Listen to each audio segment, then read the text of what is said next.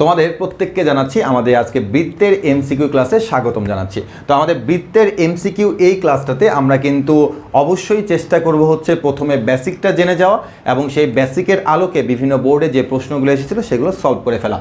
একই সাথে আমাদের বোর্ডে যে প্রশ্নগুলো এখন পর্যন্ত আসে নাই তবে ওই টাইপগুলো অনেক বেশি ইম্পর্টেন্ট আমাদের যে কোনো এমসিকিউ বোর্ডের জন্য। তো ওই টাইপগুলো তোমাদের কিন্তু এক্সট্রা টাইপ হিসেবে আমি সবার শেষে করাবো। অর্থাৎ আমাদেরটা এরকম থাকবে যে প্রথমে আমরা টপিক্সের নাম দেখব, তারপর সেই টপিক্সের বেসিকটা আমরা জানবো, তারপর হচ্ছে বিভিন্ন বোর্ডে আসা এমসিকিউগুলো আমরা সলভ করব। এভাবে করতে করতে আমরা যখন বোর্ডে আসা সকল ধরনের এমসিকিউ আমরা সলভ করে ফেলবো, শেষে গিয়ে নিজে করো দিয়ে আমার এখানে বেশ কয়েকটা স্লাইড থাকবে যেগুলো তোমাদেরকে নিজ দায়িত্বে করে ফেলতে হবে। সব শেষে আমি দেখব হচ্ছে এক্সট্রা কিছু টাইপ, যে এক্সট্রা টাইপগুলো হচ্ছে আমাদের যে কোনো বোর্ডে যখন তখন চলে আসতে পারে। যেহেতু 2021 ব্যাচে তোমার এই বৃত্ত চ্যাপ্টারটা ছিল না, 2020 ব্যাচে তোমার কোনো ধরনের এক্সাম হয় নাই। সো বুঝতেই পারতেছো যে আমাদের এখানে কিন্তু 17, 18, 19 এই 3টা সালের মাত্র এমসিকিউ আছে। তো যেহেতু 2020 এবং 2021 এগুলোতে এক্সাম হয়নি বা এগুলো সিলেবাসে ছিল না, এজন্য আমাদেরকে এক্সট্রা বেশ কয়েকটা টাইপ জেনে রাখতে হবে, কারণ এগুলোর টাইপ থেকেও কিন্তু তোমার বোর্ডে পরীক্ষা চলে আসতে পারে। আর বৃত্তের এই সব টাইপগুলো কমপ্লিট করলে তুমি এতটুকু জিনিস শিওর থাকবা যে তোমার বোর্ডে আসে সকল এমসিকিউ প্লাস বিভিন্ন ভার্সিটির এমসিকিউ তুমি কিন্তু ইজিলি সলভ করে ফেলতে পারবা। তো চলো আমরা এক এক করে সবগুলো দেখে ফেলি। প্রথমে আমরা আলোচনা করব হচ্ছে বৃত্তের কেন্দ্র এবং বৃত্তের ব্যাসার্ধ।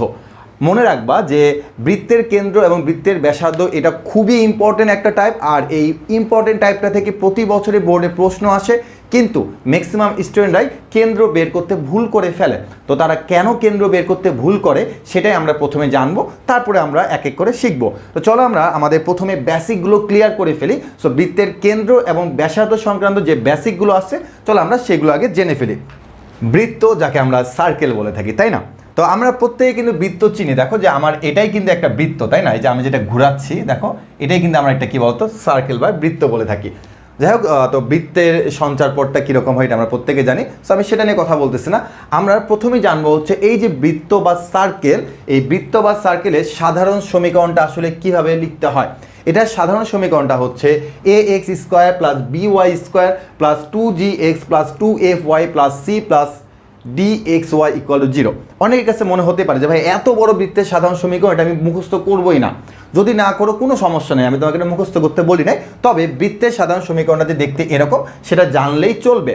এখন এই বৃত্তের সাধারণ সমীকরণটা থেকে বেশ কিছু শর্ত আছে, যেই শর্তগুলো আমাকে মাস্ট জানতে হবে। কেন এই শর্তগুলো জানতে হবে? কারণ এই শর্তের আলোকে আমাদের বিভিন্ন বোর্ডে এমসিকিউ চলে আসে, আবার এই শর্তের আলোকে আমাদের কিন্তু অনেক এমসিকিউ কিন্তু সলভ করতে হবে।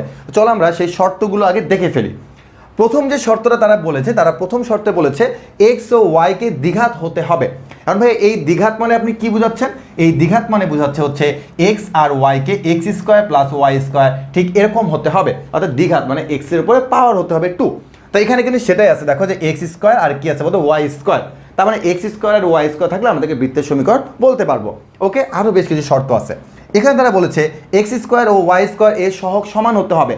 অর্থাৎ এই যে আমি এক্স স্কোয়ার আর ওয়াই স্কোয়ার যে নিচ্ছি, তাদের সামনে যে সংখ্যাটা থাকবে তাকে আমরা সহগ বলতেছি, এই সহগটা সমান হতে হবে। তার মানে এখানে এর মান আর বি এর মান কি হবে?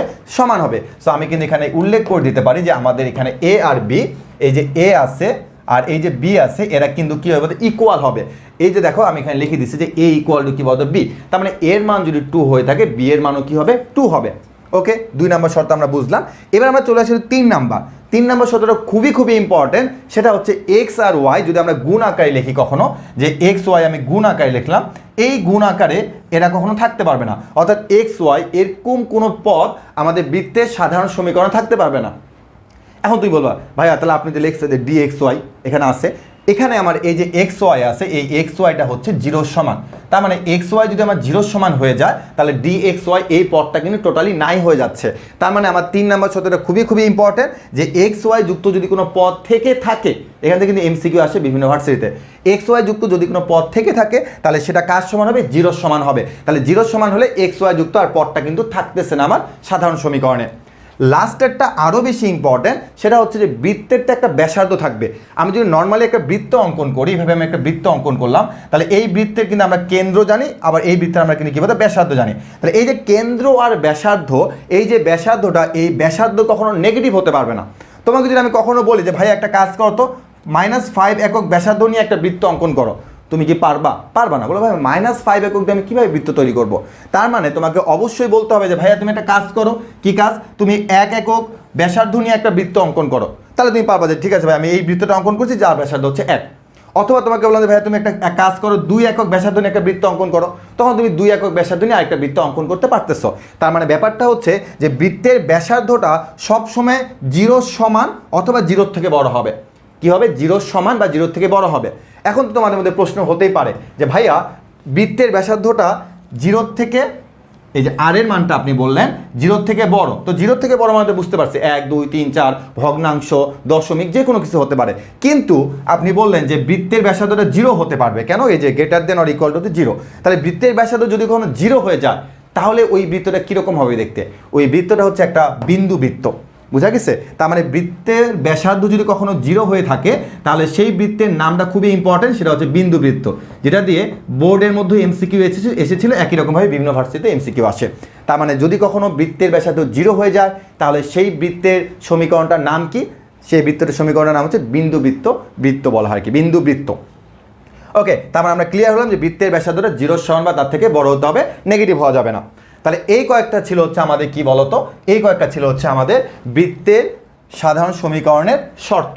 তো এই 4টা শর্ত আমাদেরকে মনে রাখতেই হবে আমাদের বেসিকটাকে ক্লিয়ার করার জন্য। এবার লাস্টে আমরা একটা চলে আসবো।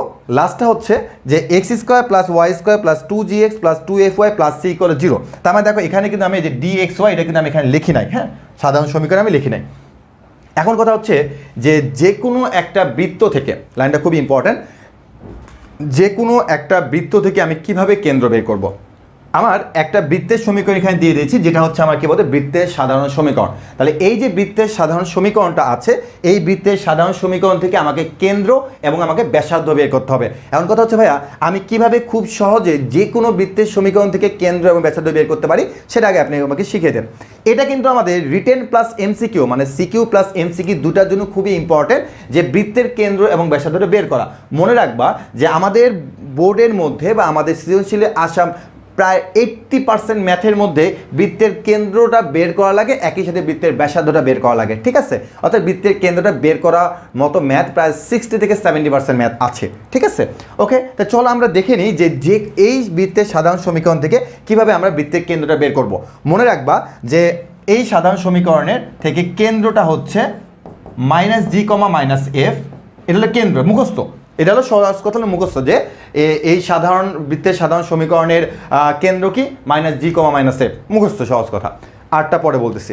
এখন আমার কথা হচ্ছে ভাইয়া আমি তো এটা মুখস্থ করলাম যে -g, -f, কিন্তু এই -g আর -fটা আমি এখান থেকে কিভাবে খুব দ্রুত বের করব, কিভাবে খুব দ্রুত বের করব। অর্থাৎ তুমি যদি এটাকে ওই ফর্মেটে সাজাও অনেক বড় হয়ে যাবে। সো আমি এটা শর্টকাট বলে দিচ্ছি যে এই সাধারণ সমীকরণ থেকে কীভাবে তুমি খুব দ্রুত বের করতে পারবা। শর্টকাট এখানে খুব সুন্দর করে লিখে দেওয়া আছে, দেখো যে -g আর -fটা বের করবো কীভাবে, x এর সহগকে -2 দিয়ে ভাগ করব। x এর সহগকে কী করবো, -2 দিয়ে ভাগ করবো। একই রকম y এর সহগকে -2 দিয়ে ভাগ করবো। নর্মালি একটু চিন্তা করে দেখো, এখান থেকে আমি বৃত্তের কেন্দ্র মুখস্থ করছিলাম -g, যদি আমার এটা মুখস্থ না থাকতো, ধরে নাও যে আমার মুখস্থ নাই, এটা আমি জানি না যে বৃত্তের কেন্দ্র কি, ভাইয়া বলছে আমি ভুলে গেছি। ওকে, তাহলে দেখো আমার যদি এটা মনে থাকে যে আমি x এর সহগকে -2 দিয়ে ভাগ করব, তাহলে x এর সহগ কতটুকু ভাই, যে x এর সহগ হচ্ছে চিহ্ন সহ। তাহলে x এর সহগকে 2g-কে যদি আমি -2 দিয়ে ভাগ করি, 2g-কে যদি এই -2 দিয়ে ভাগ করি, তাহলে আমার থাকে কি ভাইয়া, থাকে হচ্ছে x এর সহগকে যদি আমি -2 দিয়ে ভাগ করি, তাহলে -g, এই যে দেখো -g চলে আসছে। একই রকমভাবে আমি যদি y এর সহগকে -2 দিয়ে, কখনো কিন্তু 2 দিয়ে ভাগ করবা না, আর সহগ বলতে কিন্তু চিহ্ন সহ, হ্যাঁ, তার মানে y এর সহগকে যদি আমি -2 দিয়ে ভাগ করি, তাহলে আমি পাবো কি বলতো -f। তার মানে দেখো আমার যদি সূত্র মুখস্থ না থাকে, আমি যদি নর্মালিভাবে চিন্তা করি যে আচ্ছা x এর সহগকে -2 দিয়ে ভাগ করবো, আর হচ্ছে y এর সহগকে -2 দিয়ে ভাগ করবো, তাহলে কিন্তু আমি কী পাই যাচ্ছি বলতো -g আর -f পেয়ে যাচ্ছি, ঠিক আছে? তো এটা কিন্তু আমাদের বিভিন্ন ম্যাথে কিন্তু কাজে লাগবে। একটু পরে আমরা ম্যাথ করবো, তখন কিন্তু সেখানে একবারে বলতে হবে, নাহলে কিন্তু খবর আছে সবার। একই রকমভাবে বৃত্তের ব্যাসার্ধ, তো বৃত্তের ব্যাসার্ধ বের করা যেখানে ফর্মুলাটা আছে, সেই ফর্মুলাটা আমি এখানে একটু লিখে দিচ্ছি, কারণ এটা দেখা যাচ্ছে না স্ক্রিনের মধ্যে ঠিক মতন। তো বৃত্তের ব্যাসার্ধটা হচ্ছে r = √r G square plus F square minus হচ্ছে সি। এটা হচ্ছে বৃত্তের ব্যাসার্ধ। ভাই এই সূত্রটা আমরা কীভাবে মনে রাখবো? এই সূত্রটা মনে রাখার একটাই টেকনিক, সেটা মুখস্থ করা। হ্যাঁ, কারণ কিছু তো মুখস্থ করতেই হবে, তাই না? তার মানে বৃত্তের ব্যাসার্ধের ফর্মুলা হচ্ছে R equal to root over G square plus F square minus হচ্ছে সি। একদম চোখ বন্ধ করে মুখস্থ করে ফেলো।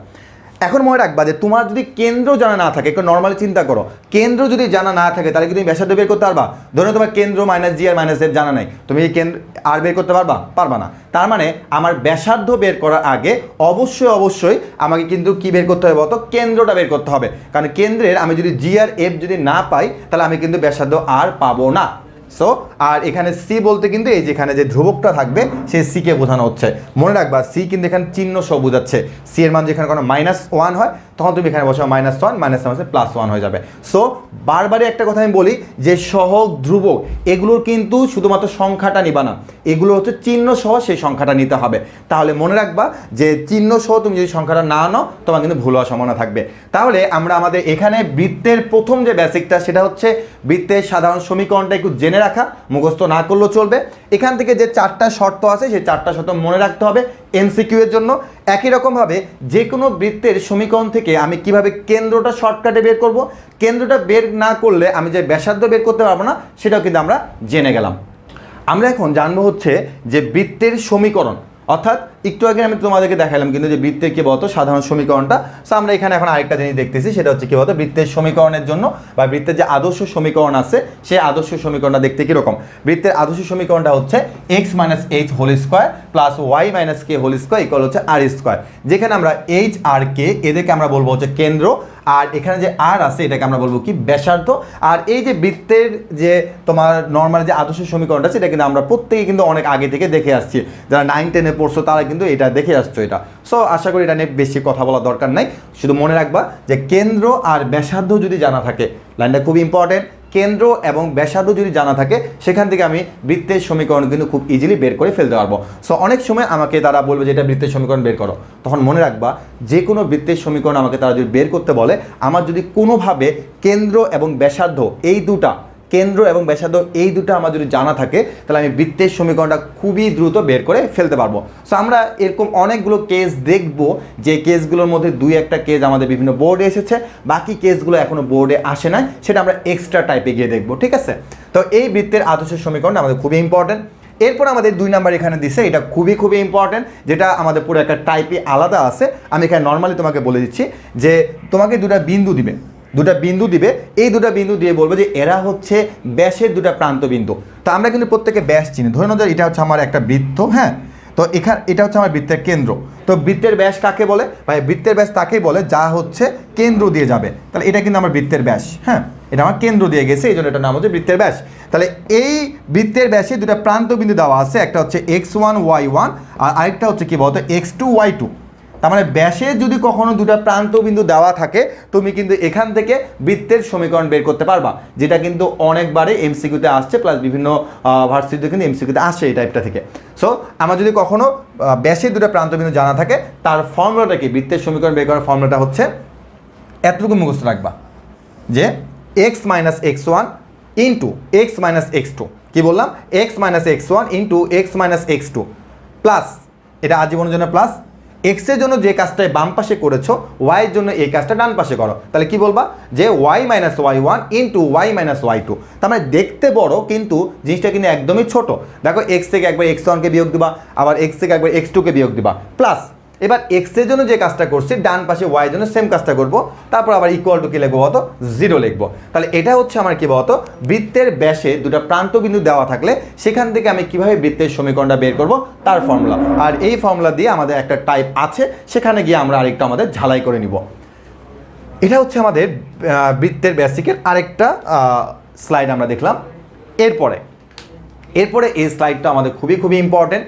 এই স্লাইডের মধ্যে কি আছে আমরা একটু দেখে নিই। এই স্লাইডের মধ্যে আমরা দেখতে পাচ্ছি কিছু সূত্র লেখা আছে, কিছু সূত্র কিন্তু এখানে দেখা যাচ্ছে অনেকগুলো সূত্র আছে। তো এই সূত্রগুলো কিন্তু আমাদের ম্যাথের মধ্যে অনেক কাজে লাগবে। তো প্রথম যে সূত্রটা সেটা নিয়ে একটু কথা বলি। প্রথম সূত্র হচ্ছে, এগুলো কিন্তু প্রমাণ আছে, আমার কথা হচ্ছে তুমি যদি প্রমাণ না জানো কোনো সমস্যা নাই কিন্তু, হ্যাঁ। এক্স অক্ষ হতে কর্তিত অংশের দৈর্ঘ্য,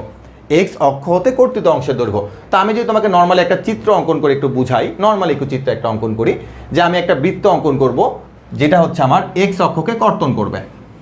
হ্যাঁ, এটা আমার এক্স অক্ষকে কর্তন করছে, তো আমি এরকম একটা বৃত্ত অঙ্কন করলাম। দেখো একটা বৃত্ত আমি নর্মালি অঙ্কন করছি, কেউ মাইন্ড করে না যে এটা বৃত্ত হয় নাই, ধরুন এটা একটা বৃত্ত, তো এই বৃত্তটা এক্স অক্ষকে কর্তন করছে।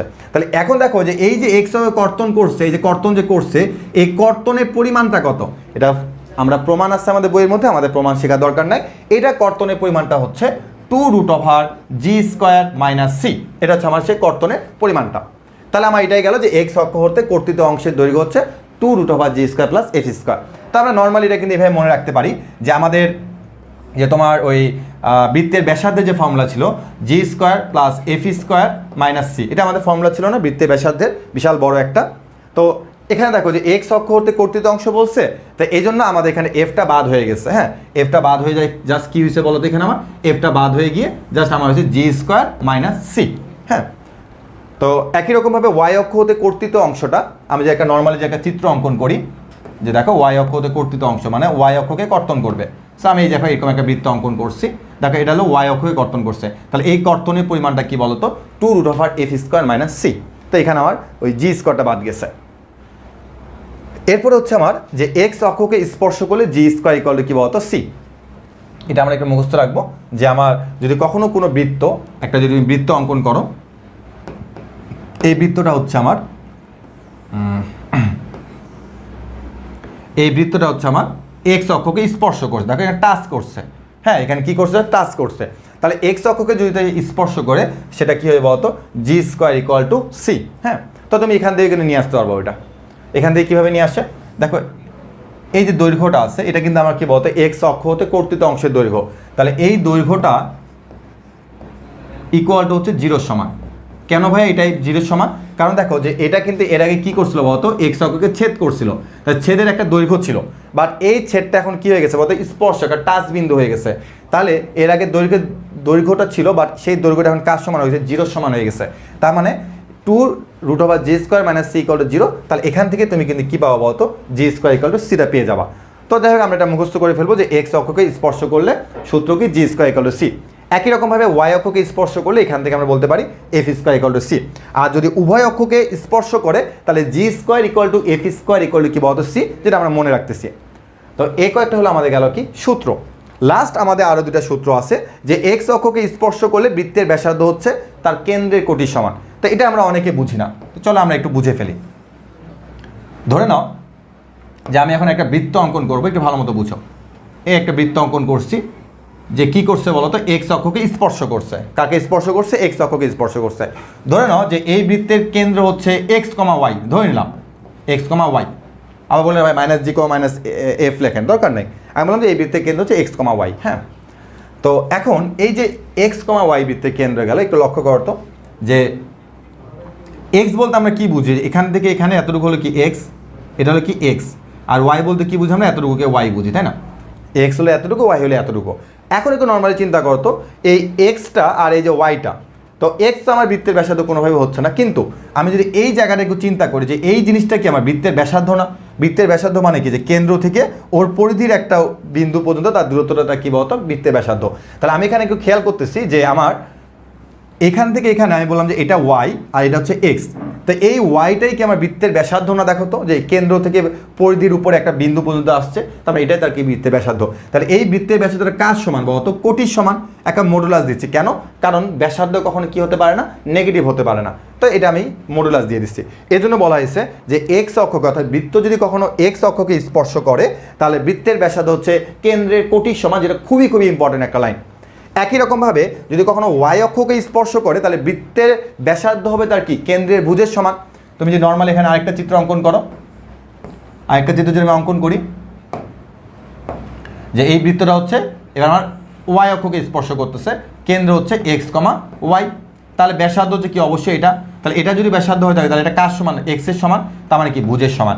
তার মানে একটা মডুলাস দিচ্ছে, কারণ ব্যাসার্ধ কখনো কি হতে পারে না, ঋণাত্মক হতে পারে না। তার মানে ওয়াই অক্ষকে স্পর্শ করলে বৃত্তের ব্যাসার্ধ হচ্ছে তার কি বলতো, কেন্দ্রের ভুজের সমান। তাহলে এই যে কয়েকটা সূত্র আছে, এই কয়েকটা সূত্র যদি আমাদের জানা না থাকে তাহলে আমাদের বেসিকে কিন্তু অনেকটা অংশ ঘাটতি হয়ে যাবে। সো এই অংশটা কিন্তু আমাদের খুবই খুবই খুবই ইম্পর্টেন্ট। আমরা যতটুকু বেসিক জানলাম এই বেসিকগুলো থেকে এখন হচ্ছে আমরা বিভিন্ন বোর্ডে আসা এমসিকিউগুলো সলভ করে ফেলবো। তো চলো আমরা প্রথম যে এমসিকিউটা আছে সেটা একটু সলভ করি, যেটা হচ্ছে আমাদের কুমিল্লা বোর্ড 2019 সালে এসেছিল। তো এখানে আমি বেশ কিছু কথাবার্তা বলবো, কারণ আমি প্রথমেই বলেছিলাম যে আমরা বৃত্তের কেন্দ্র বের করতে পারলেও আমাদের অনেক সময় ভুল হয়ে যাবে। তো চলো আমরা সেটা একটু করি। তা আমি কিন্তু প্রথমে এটা ভুল করব, বাট ভুলটা কিন্তু অনেক সময় সঠিক হয়। ওকে, তো বৃত্তের কেন্দ্র বের করতে বলছে, তো আমরা বৃত্তের কেন্দ্র বের করার সূত্র কি জানি ভাই? বৃত্তের কেন্দ্র বের করার আপনি সূত্র শিখিয়েছিলেন হচ্ছে এক্স এর সহগকে হচ্ছে -2 দ্বারা ভাগ করতে, আর ওয়াই এর সহগকে হচ্ছে -2 দ্বারা ভাগ করতে। তাহলে এক্স এর সহগটা হচ্ছে +9, এটাকে আমি -2 দিয়ে ভাগ করব, তাহলে হচ্ছে আমার কত -9/2।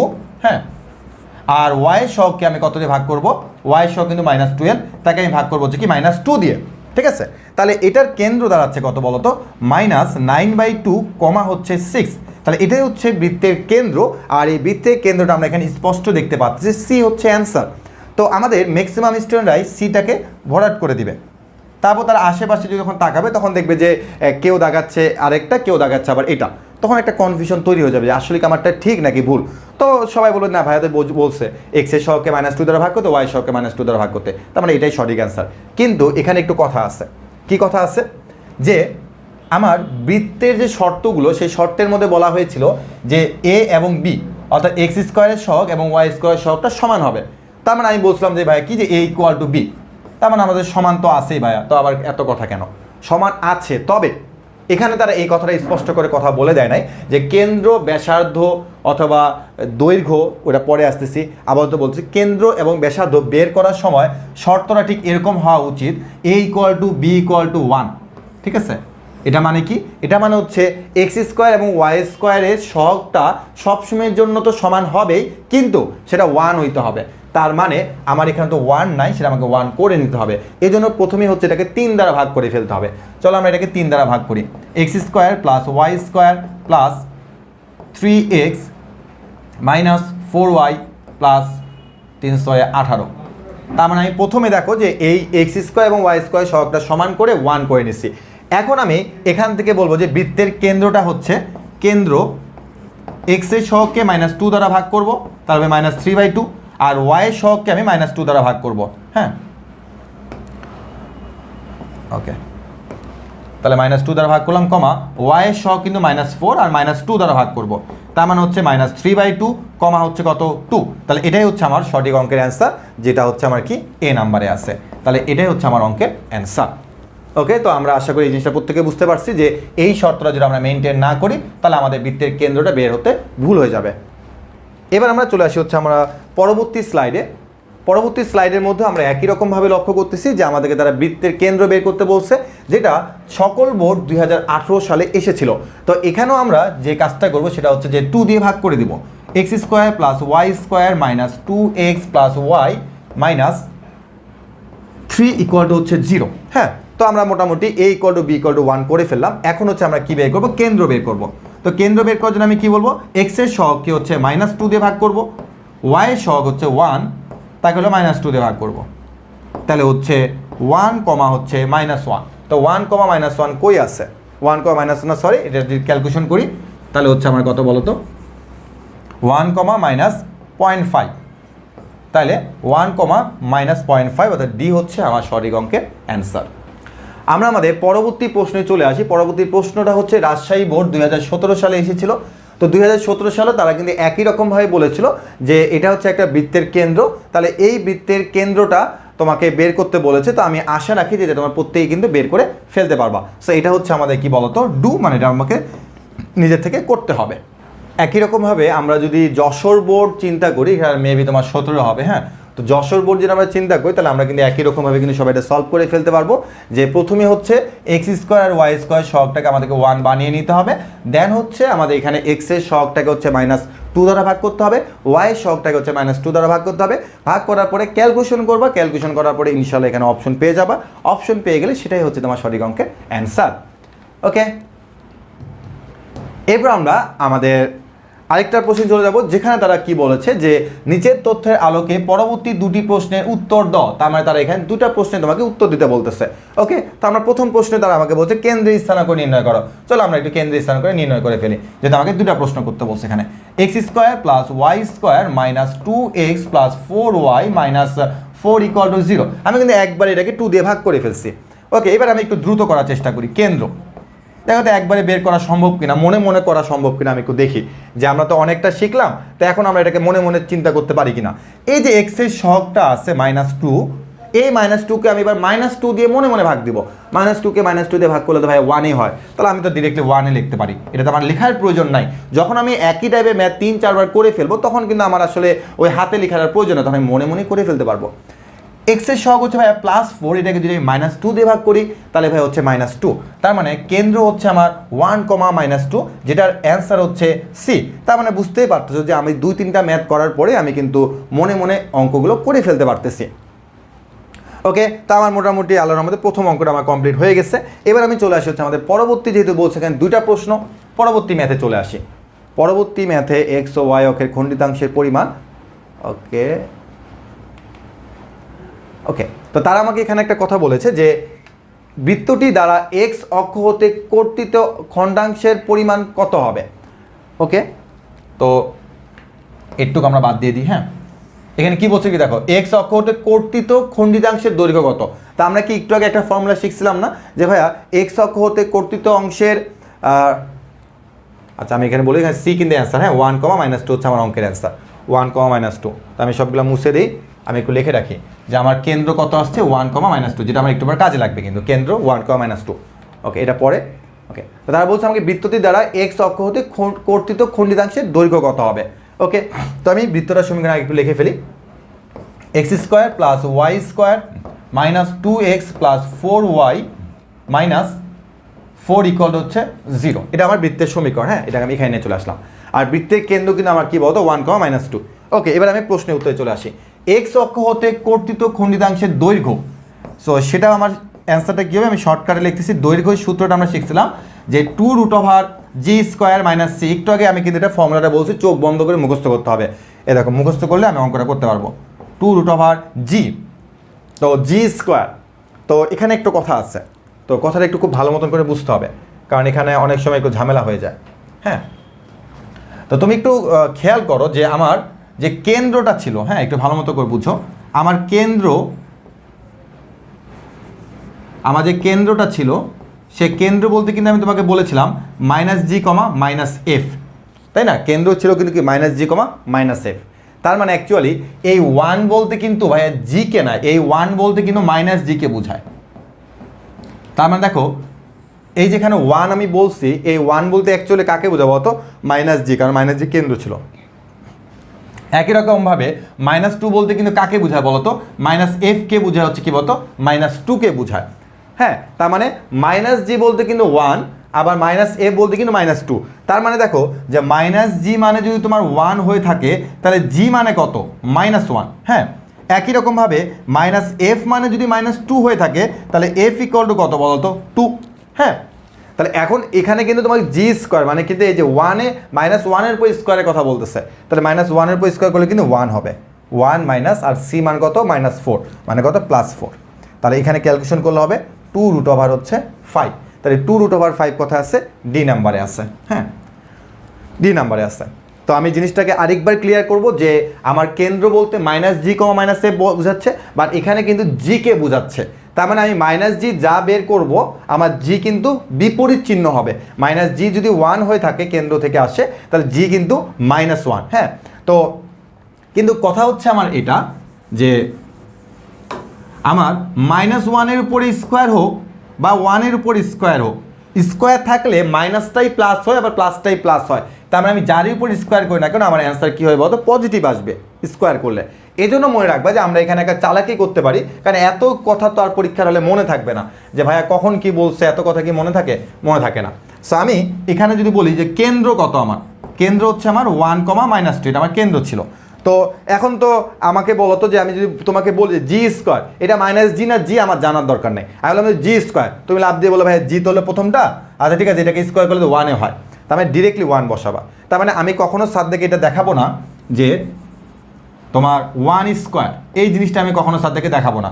কেন, 1² যদি আমি দেখাই স্যার এখানে আমার ভুল ধরবে যে এটা তো 1 না, g তো তোমার -1, কারণ একটু আগে আমি তোমাকে বলছিলাম যে এটা হলো -g, মাইনাস জি হচ্ছে 1, তাহলে জি হচ্ছে -1। তো তুমি যদি এই কাজটা করো, দেখো যে জি এর জায়গায় তুমি যদি 1 স্কোয়ার লেখো, স্যার তোমাকে 0 দিতে বাধ্য, তুমি 0 খাবা রিটেনে।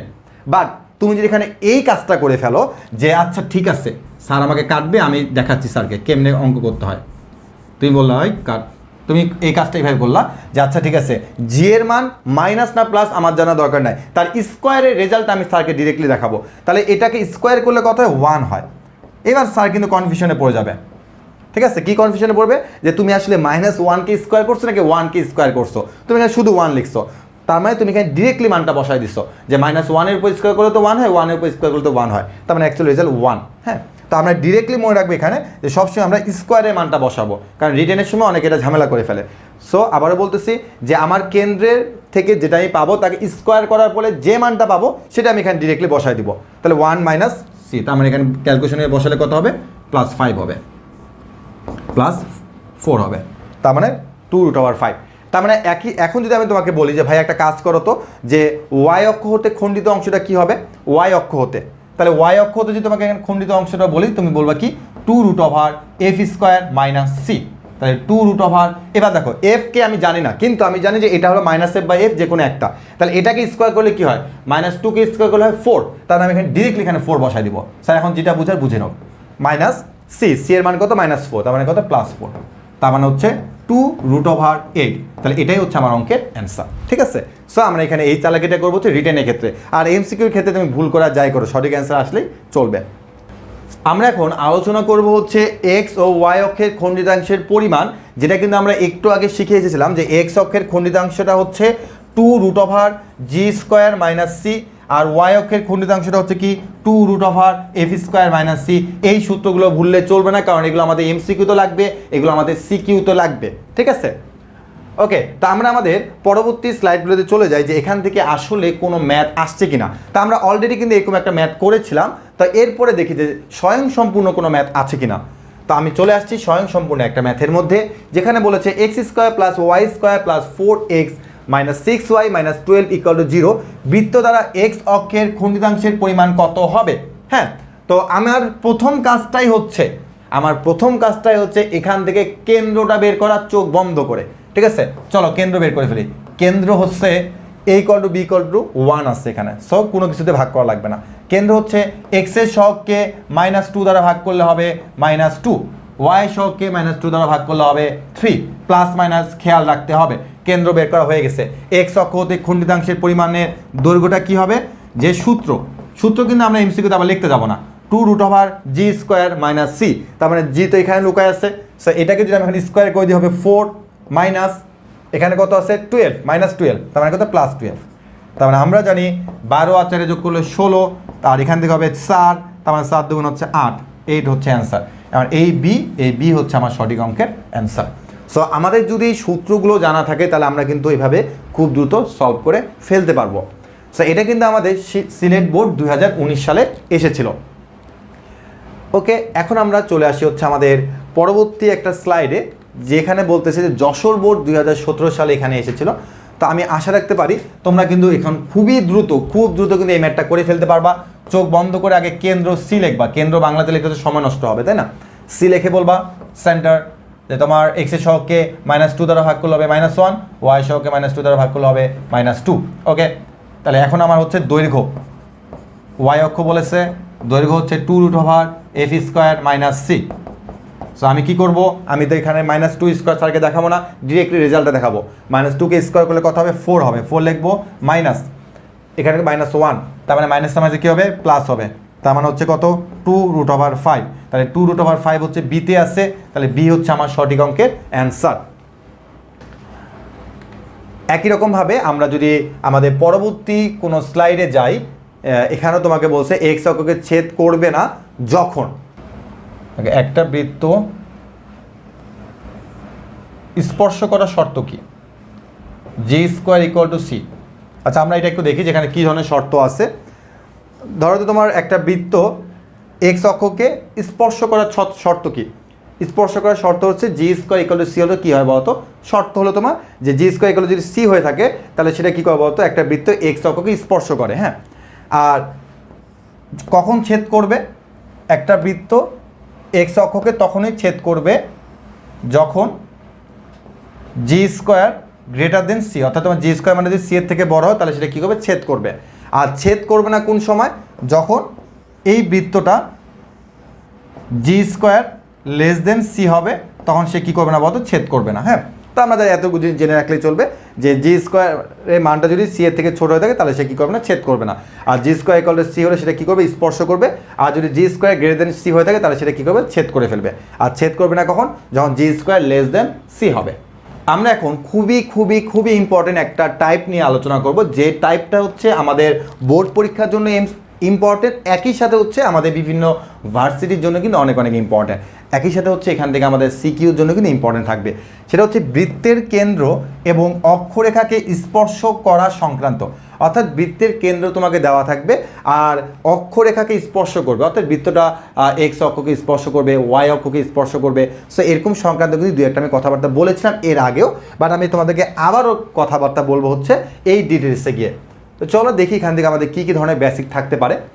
ওকে, তো এই বেসিকটা আমি কিন্তু তোমাদেরকে অলরেডি দিয়ে দিয়েছিলাম, যে কিছু সূত্রের মধ্যে দেখো 6 নাম্বার আর 7 নাম্বার আমি কিন্তু তোমাকে অলরেডি ব্যাখ্যা দিয়ে দিছি। 6 নাম্বার আর 7 নাম্বারের ক্ষেত্রে যে একটা বৃত্ত এক্স অক্ষকে যদি তোমার স্পর্শ করে তো বৃত্ত হয় নাই, তো এই গ্যাসিনে মাথা হয়ে গেছিলো। ওকে, যাই হোক, তোমার একটা বৃত্ত আমি অঙ্কন করব। হ্যাঁ, এই বৃত্ত ওকে, তো এই যে বৃত্তটা অঙ্কন করলাম, হ্যাঁ, এই বৃত্তটা কী করছে, এক্স অক্ষকে স্পর্শ করছে। তাহলে এই বৃত্তের কেন্দ্র যদি হয় এক্স কমা ওয়াই, হ্যাঁ, তাহলে এই বৃত্তটার ব্যাসার্ধ কী হবে, তার কোটির সমান, তাই না? সেটা এখানে বলা হয়েছে। একই রকমভাবে বৃত্ত যদি ওয়াই অক্ষকে স্পর্শ করে তাহলে তার ব্যাসার্ধ কার সমান হবে, তার ব্যাসার্ধ হবে কেন্দ্রের ভুজের সমান। এই দুটা লাইন মুখস্থ রাখতেই হবে, সহজ কথা, না রাখলে অঙ্ক করতে পারবে না, ঠিক আছে? আর জানলে এক লাইনে অ্যান্সার, ঠিক আছে? তো এই জন্য আমি এই কিছু সূত্রটাকে আরও একবার রিপিট করছি এখানে। ওকে, তো আমরা এখন দেখি যে আসলে এখান থেকে আমাদের বোর্ডে কোনো অঙ্ক আসছিল কিনা, এবং আসলে আমরা পারবো কিনা দেখি। খুব ভালো মতো কাকে মনোযোগ দাও।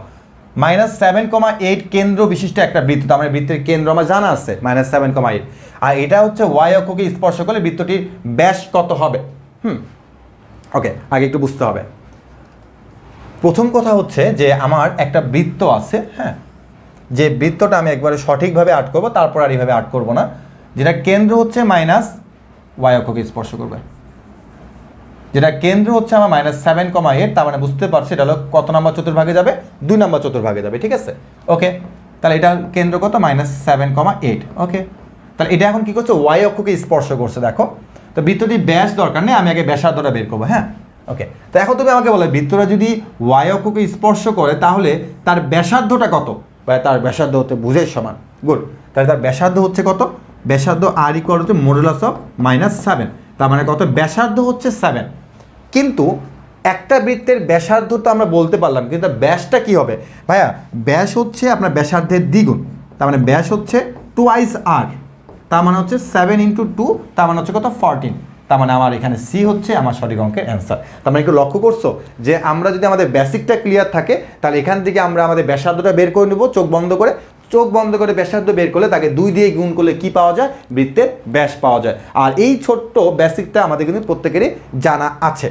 তাহলে সি হচ্ছে আমার অঙ্কের অ্যান্সার। এরপরে আমি চলে যাই হচ্ছে আমাদের পরবর্তী ম্যাথের মধ্যে তারা একই রকমভাবে বলেছে যে -2,1 কেন্দ্র বিশিষ্ট বৃত্ত এক্স অক্ষকে স্পর্শ করে। তাহলে এক্স অক্ষকে যদি সে স্পর্শ করে তাহলে বৃত্তের ব্যাসার্ধটা হবে কার সমান, কোটির সমান। তাহলে কোটি কত, 1, তাহলে মডুলাস অফ 1 ইকুয়াল হচ্ছে 1। তাহলে বৃত্তের ব্যাস কি হবে, 2 আর ইকুয়াল টু হচ্ছে 2 × 1 ইকুয়াল টু হচ্ছে 2, এবং 2 হচ্ছে আমার অঙ্কের অ্যান্সার, যে এ হচ্ছে আমার অঙ্কের অ্যান্সার। হ্যাঁ, তার মানে দেখো দেখতে একটু কঠিন মনে হলেও অঙ্ক কিন্তু একদমই সহজ যদি আমাদের বেসিকগুলো ক্লিয়ার থাকে প্রত্যেকের। হ্যাঁ, একই রকমভাবে যদি আমি আমাদের পরবর্তী ম্যাথে চলে যাই, আমাদের পরবর্তী ম্যাথের মধ্যে তারা বলেছে যে বৃত্তের কেন্দ্র দেওয়া আছে আর বৃত্তটা এক্স অক্ষকে স্পর্শ করলে বৃত্তের ব্যাসার্ধ কত। দেখছে, এবার কিন্তু আর ব্যাস বলে নাই, বৃত্তের ব্যাসার্ধ। সো এক্স অক্ষকে স্পর্শ করলে আমাদের ব্যাসার্ধ আর ইকুয়াল টু তার কোটির সমান, তার মানে জাস্ট 4 হচ্ছে অঙ্কের অ্যান্সার। কিন্তু এই যে বি হচ্ছে 4, আবার এটাকে কেউ 2 দ্বারা গুণ করিও না। এই জন্য লাস্টটা একটু খুব ভালো মতন করে বুঝবা যে এটা ব্যাসার্ধ বলছে নাকি ব্যাস বলছে, কারণ স্যাররা কিন্তু চায় যে আমরা যেন ভুল করি, ঠিক আছে? তো আমাদের কিন্তু ভুল করা যাবে না। আমরা এখানে আরও একটা ম্যাথ দেখব যে বৃত্তের কেন্দ্র, খুবই ইম্পর্টেন্ট, একটু দেখি। কেন্দ্র বিশিষ্ট বৃত্ত এক্স অক্ষকে স্পর্শ করলে বৃত্তটি দ্বারা ওয়াই অক্ষের খণ্ডিতাংশের পরিমাণ কত হবে? খুবই ইম্পর্টেন্ট। তো একটু খেয়াল করো যে আমাদের নর্মালি আমরা কি জানি যে 2√, ওয়াই অক্ষ তো 2√f² মাইনাস সি। হ্যাঁ, 2√f² মাইনাস সি, এটা হলো আমাদের ফর্মুলা। কারণ এটার মাধ্যমে আমাকে ওয়াই অক্ষের খণ্ডিতাংশের পরিমাণটা নির্ণয় করতে হবে। কিন্তু এই যে সি, এই সিটা আমার জানা নেই। কারো কি সি জানা আছে? কারো কিন্তু সি জানা নেই। তাহলে এখন আমি সিটাকে কীভাবে বের করতে পারি? চলো, আমার প্রথম কাজ হচ্ছে এই সিটাকে বের করা। আরেকটা কথা মনে রাখবা যে ওয়াই অক্ষের খণ্ডিতাংশ বলুক বা এক্স অক্ষের খণ্ডিতাংশ বলুক, সেখান থেকে তোমাকে যখন এই সি থাকতেছে, তার মানে তোমাকে আসলে বৃত্তের সমীকরণটাকে সাধারণ সমীকরণে নিয়ে আসতে হবে। কোন সমীকরণে? সাধারণ সমীকরণে নিয়ে আসতে হবে, নাহলে তুমি কিন্তু সি পাবা না। আবার মনে করিও না যে সি আর আর বুঝি একই কথা। সি আর আর কিন্তু একই কথা না। ওকে, তো আমি বুঝতে পারতেছি যে এটার জন্য আমার এফ লাগবে আর সি লাগবে। এফ আমি চোখ বন্ধ করে বলে দিতে পারতেছি, কিন্তু সি আমি কিন্তু পারতেছি না। তো যাই হোক, এক্স অক্ষকে যদি স্পর্শ করে তাহলে এখান থেকে আমার আর কত? এখান থেকে আমার আর হচ্ছে এক্স অক্ষে কত না কোটির সমান হবে, তার মানে 3। তার মানে হচ্ছে 3 হচ্ছে অ্যান্সার। তো আমি বৃত্তের ব্যাসার্ধ আর ইকুয়াল টু কি জানি? √g² plus f² minus C. এটা কি আমি আর মানে জানি না? তাহলে এখান থেকে কিন্তু আমি সি বের করে ফেলতে পারি, অথবা আমি এটাকে তোমাকে ওই সাধারণ সমীকরণে নিয়ে কিন্তু সি বের করতে পারি। সো আমি এখান থেকে একটু সি বের করে ফেলি। তাহলে এখান থেকে আমি সি বের করলে কী হচ্ছে দেখো, r² equal to g² plus f² minus c. এখান থেকে আমি এখন কী বের করবো? সি বের করবো। ওকে, তাহলে r² কত হবে? দেখো ক্যালকুলেশন করতেছি। হ্যাঁ, এখান থেকে আমি ক্যালকুলেশন করবো। r² মানে হচ্ছে 3, 9 একবারে করি। হ্যাঁ, তোমরা তো বড় হয়ে গেছো। 9, ওই 9 ইকুয়াল টু জি কত আমি জানি না, তার মানে স্কোয়ারের মানটা ডিরেক্ট বসাবো। কত হবে? 4। তারপর কত হবে? 9 মাইনাস সি। ওকে, তাহলে ক্যালকুলেশন করলে হবে মাইনাস সি ইকুয়াল টু কত? -4। তো অতএব সি ইকুয়াল টু হচ্ছে 4। মানে একবারে ক্যালকুলেশন করো, 9 কাটাকাটি যা যেমনি করা যায় একবারে ক্যালকুলেশন করো। তাহলে সি ইকুয়াল টু 4। তার মানে দেখো আমি কিন্তু ওই যে আমার বৃত্তের ব্যাসার্ধের ফর্মুলাটা ছিল r equal to √g² plus f² minus c, সেখান থেকে আমাকে কিন্তু সি বের করে নিতে হয়েছে। হ্যাঁ, তো আমি সি বের করে নিলাম। তাহলে এখন তুমি আমাকে বলো যে এখান থেকে আমি অ্যান্সারটা বের করতে পারবো কিনা, যে 2√f²। হ্যাঁ, তো f² মানটা ডিরেক্টলি 9 বসাবা। হ্যাঁ, 9 আর সি এর মানে কিন্তু 4, নট -4। তাহলে হচ্ছে ফর্মুলার -4। হ্যাঁ, তাহলে হচ্ছে 2√5। তাহলে এই যে সি, এই সি কিন্তু আমার অঙ্কের অ্যান্সার। আমরা এখন আলোচনা করব হচ্ছে ব্যাস ধরে বৃত্তের সমীকরণ নির্ণয়, যেটা কিন্তু আমি তোমাদের প্রথমেই বৃত্তের সমীকরণ ওখানে বুঝিয়ে দিয়েছিলাম, বাট বলেছিলাম যে এটার উপরে আরও একটা টাইপ আছে, এটা আমরা পরবর্তী একটা টাইপ আকারে নিয়ে আসবো, যেটা খুবই ইম্পর্টেন্ট। ওকে, তো আমাদের এখনকার টাইপটা হচ্ছে কি বলতো, ব্যাস ধরে বৃত্তের সমীকরণ নির্ণয় করা। অর্থাৎ ব্যাসের দুটো প্রান্তবিন্দু আমাকে দেওয়া থাকবে, সেখান থেকে আমাকে কী নিয়ে আসতে হবে? বৃত্তের সমীকরণ নিয়ে আসতে হবে।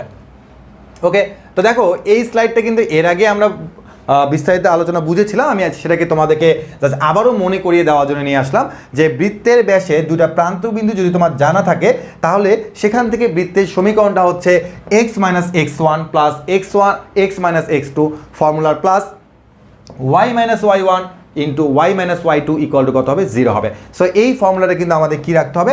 মুখস্থ রাখতে হবে। অথবা আমরা যদি 2-1টা ম্যাথ করি তখন দেখা যাবে যে আমাদের আর এই জিনিসটা মুখস্থ রাখা লাগতেছে না। তবে এটা কিন্তু আমাদের খুবই ইম্পর্টেন্ট। মনে রাখতে পারো যে কোনো বোর্ডে কিন্তু এরকম টাইপের এমসিকিউ চলে আসতে পারে, কারণ এমসিকিউটা আমার কাছে খুবই ইম্পর্টেন্ট মনে হয়। ওকে, চলো আমরা একটু চলে যাই আমাদের পরবর্তী স্লাইডে। কি বলেছে আমাদের? দেখা যাচ্ছে এখানে সিলেট বোর্ড 2019 সালে তারা এরকম একটা ম্যাথ দিয়েছিল। তারা বলেছে এই দুটো বিন্দুদ্বয়ের সংযোগ রেখাংশকে ব্যাস ধরে বৃত্তের সমীকরণ নির্ণয় করো। ওকে, দেখি আমরা এটাকে করতে পারি কিনা। তো আমাদের এখানে চিত্র অঙ্কন করার কোনো প্রয়োজন নাই। এটা হচ্ছে আমার x1 y1, এটা হচ্ছে আমার কি বলতো x2 y2। তারপরে আমি বলবো হচ্ছে x - x1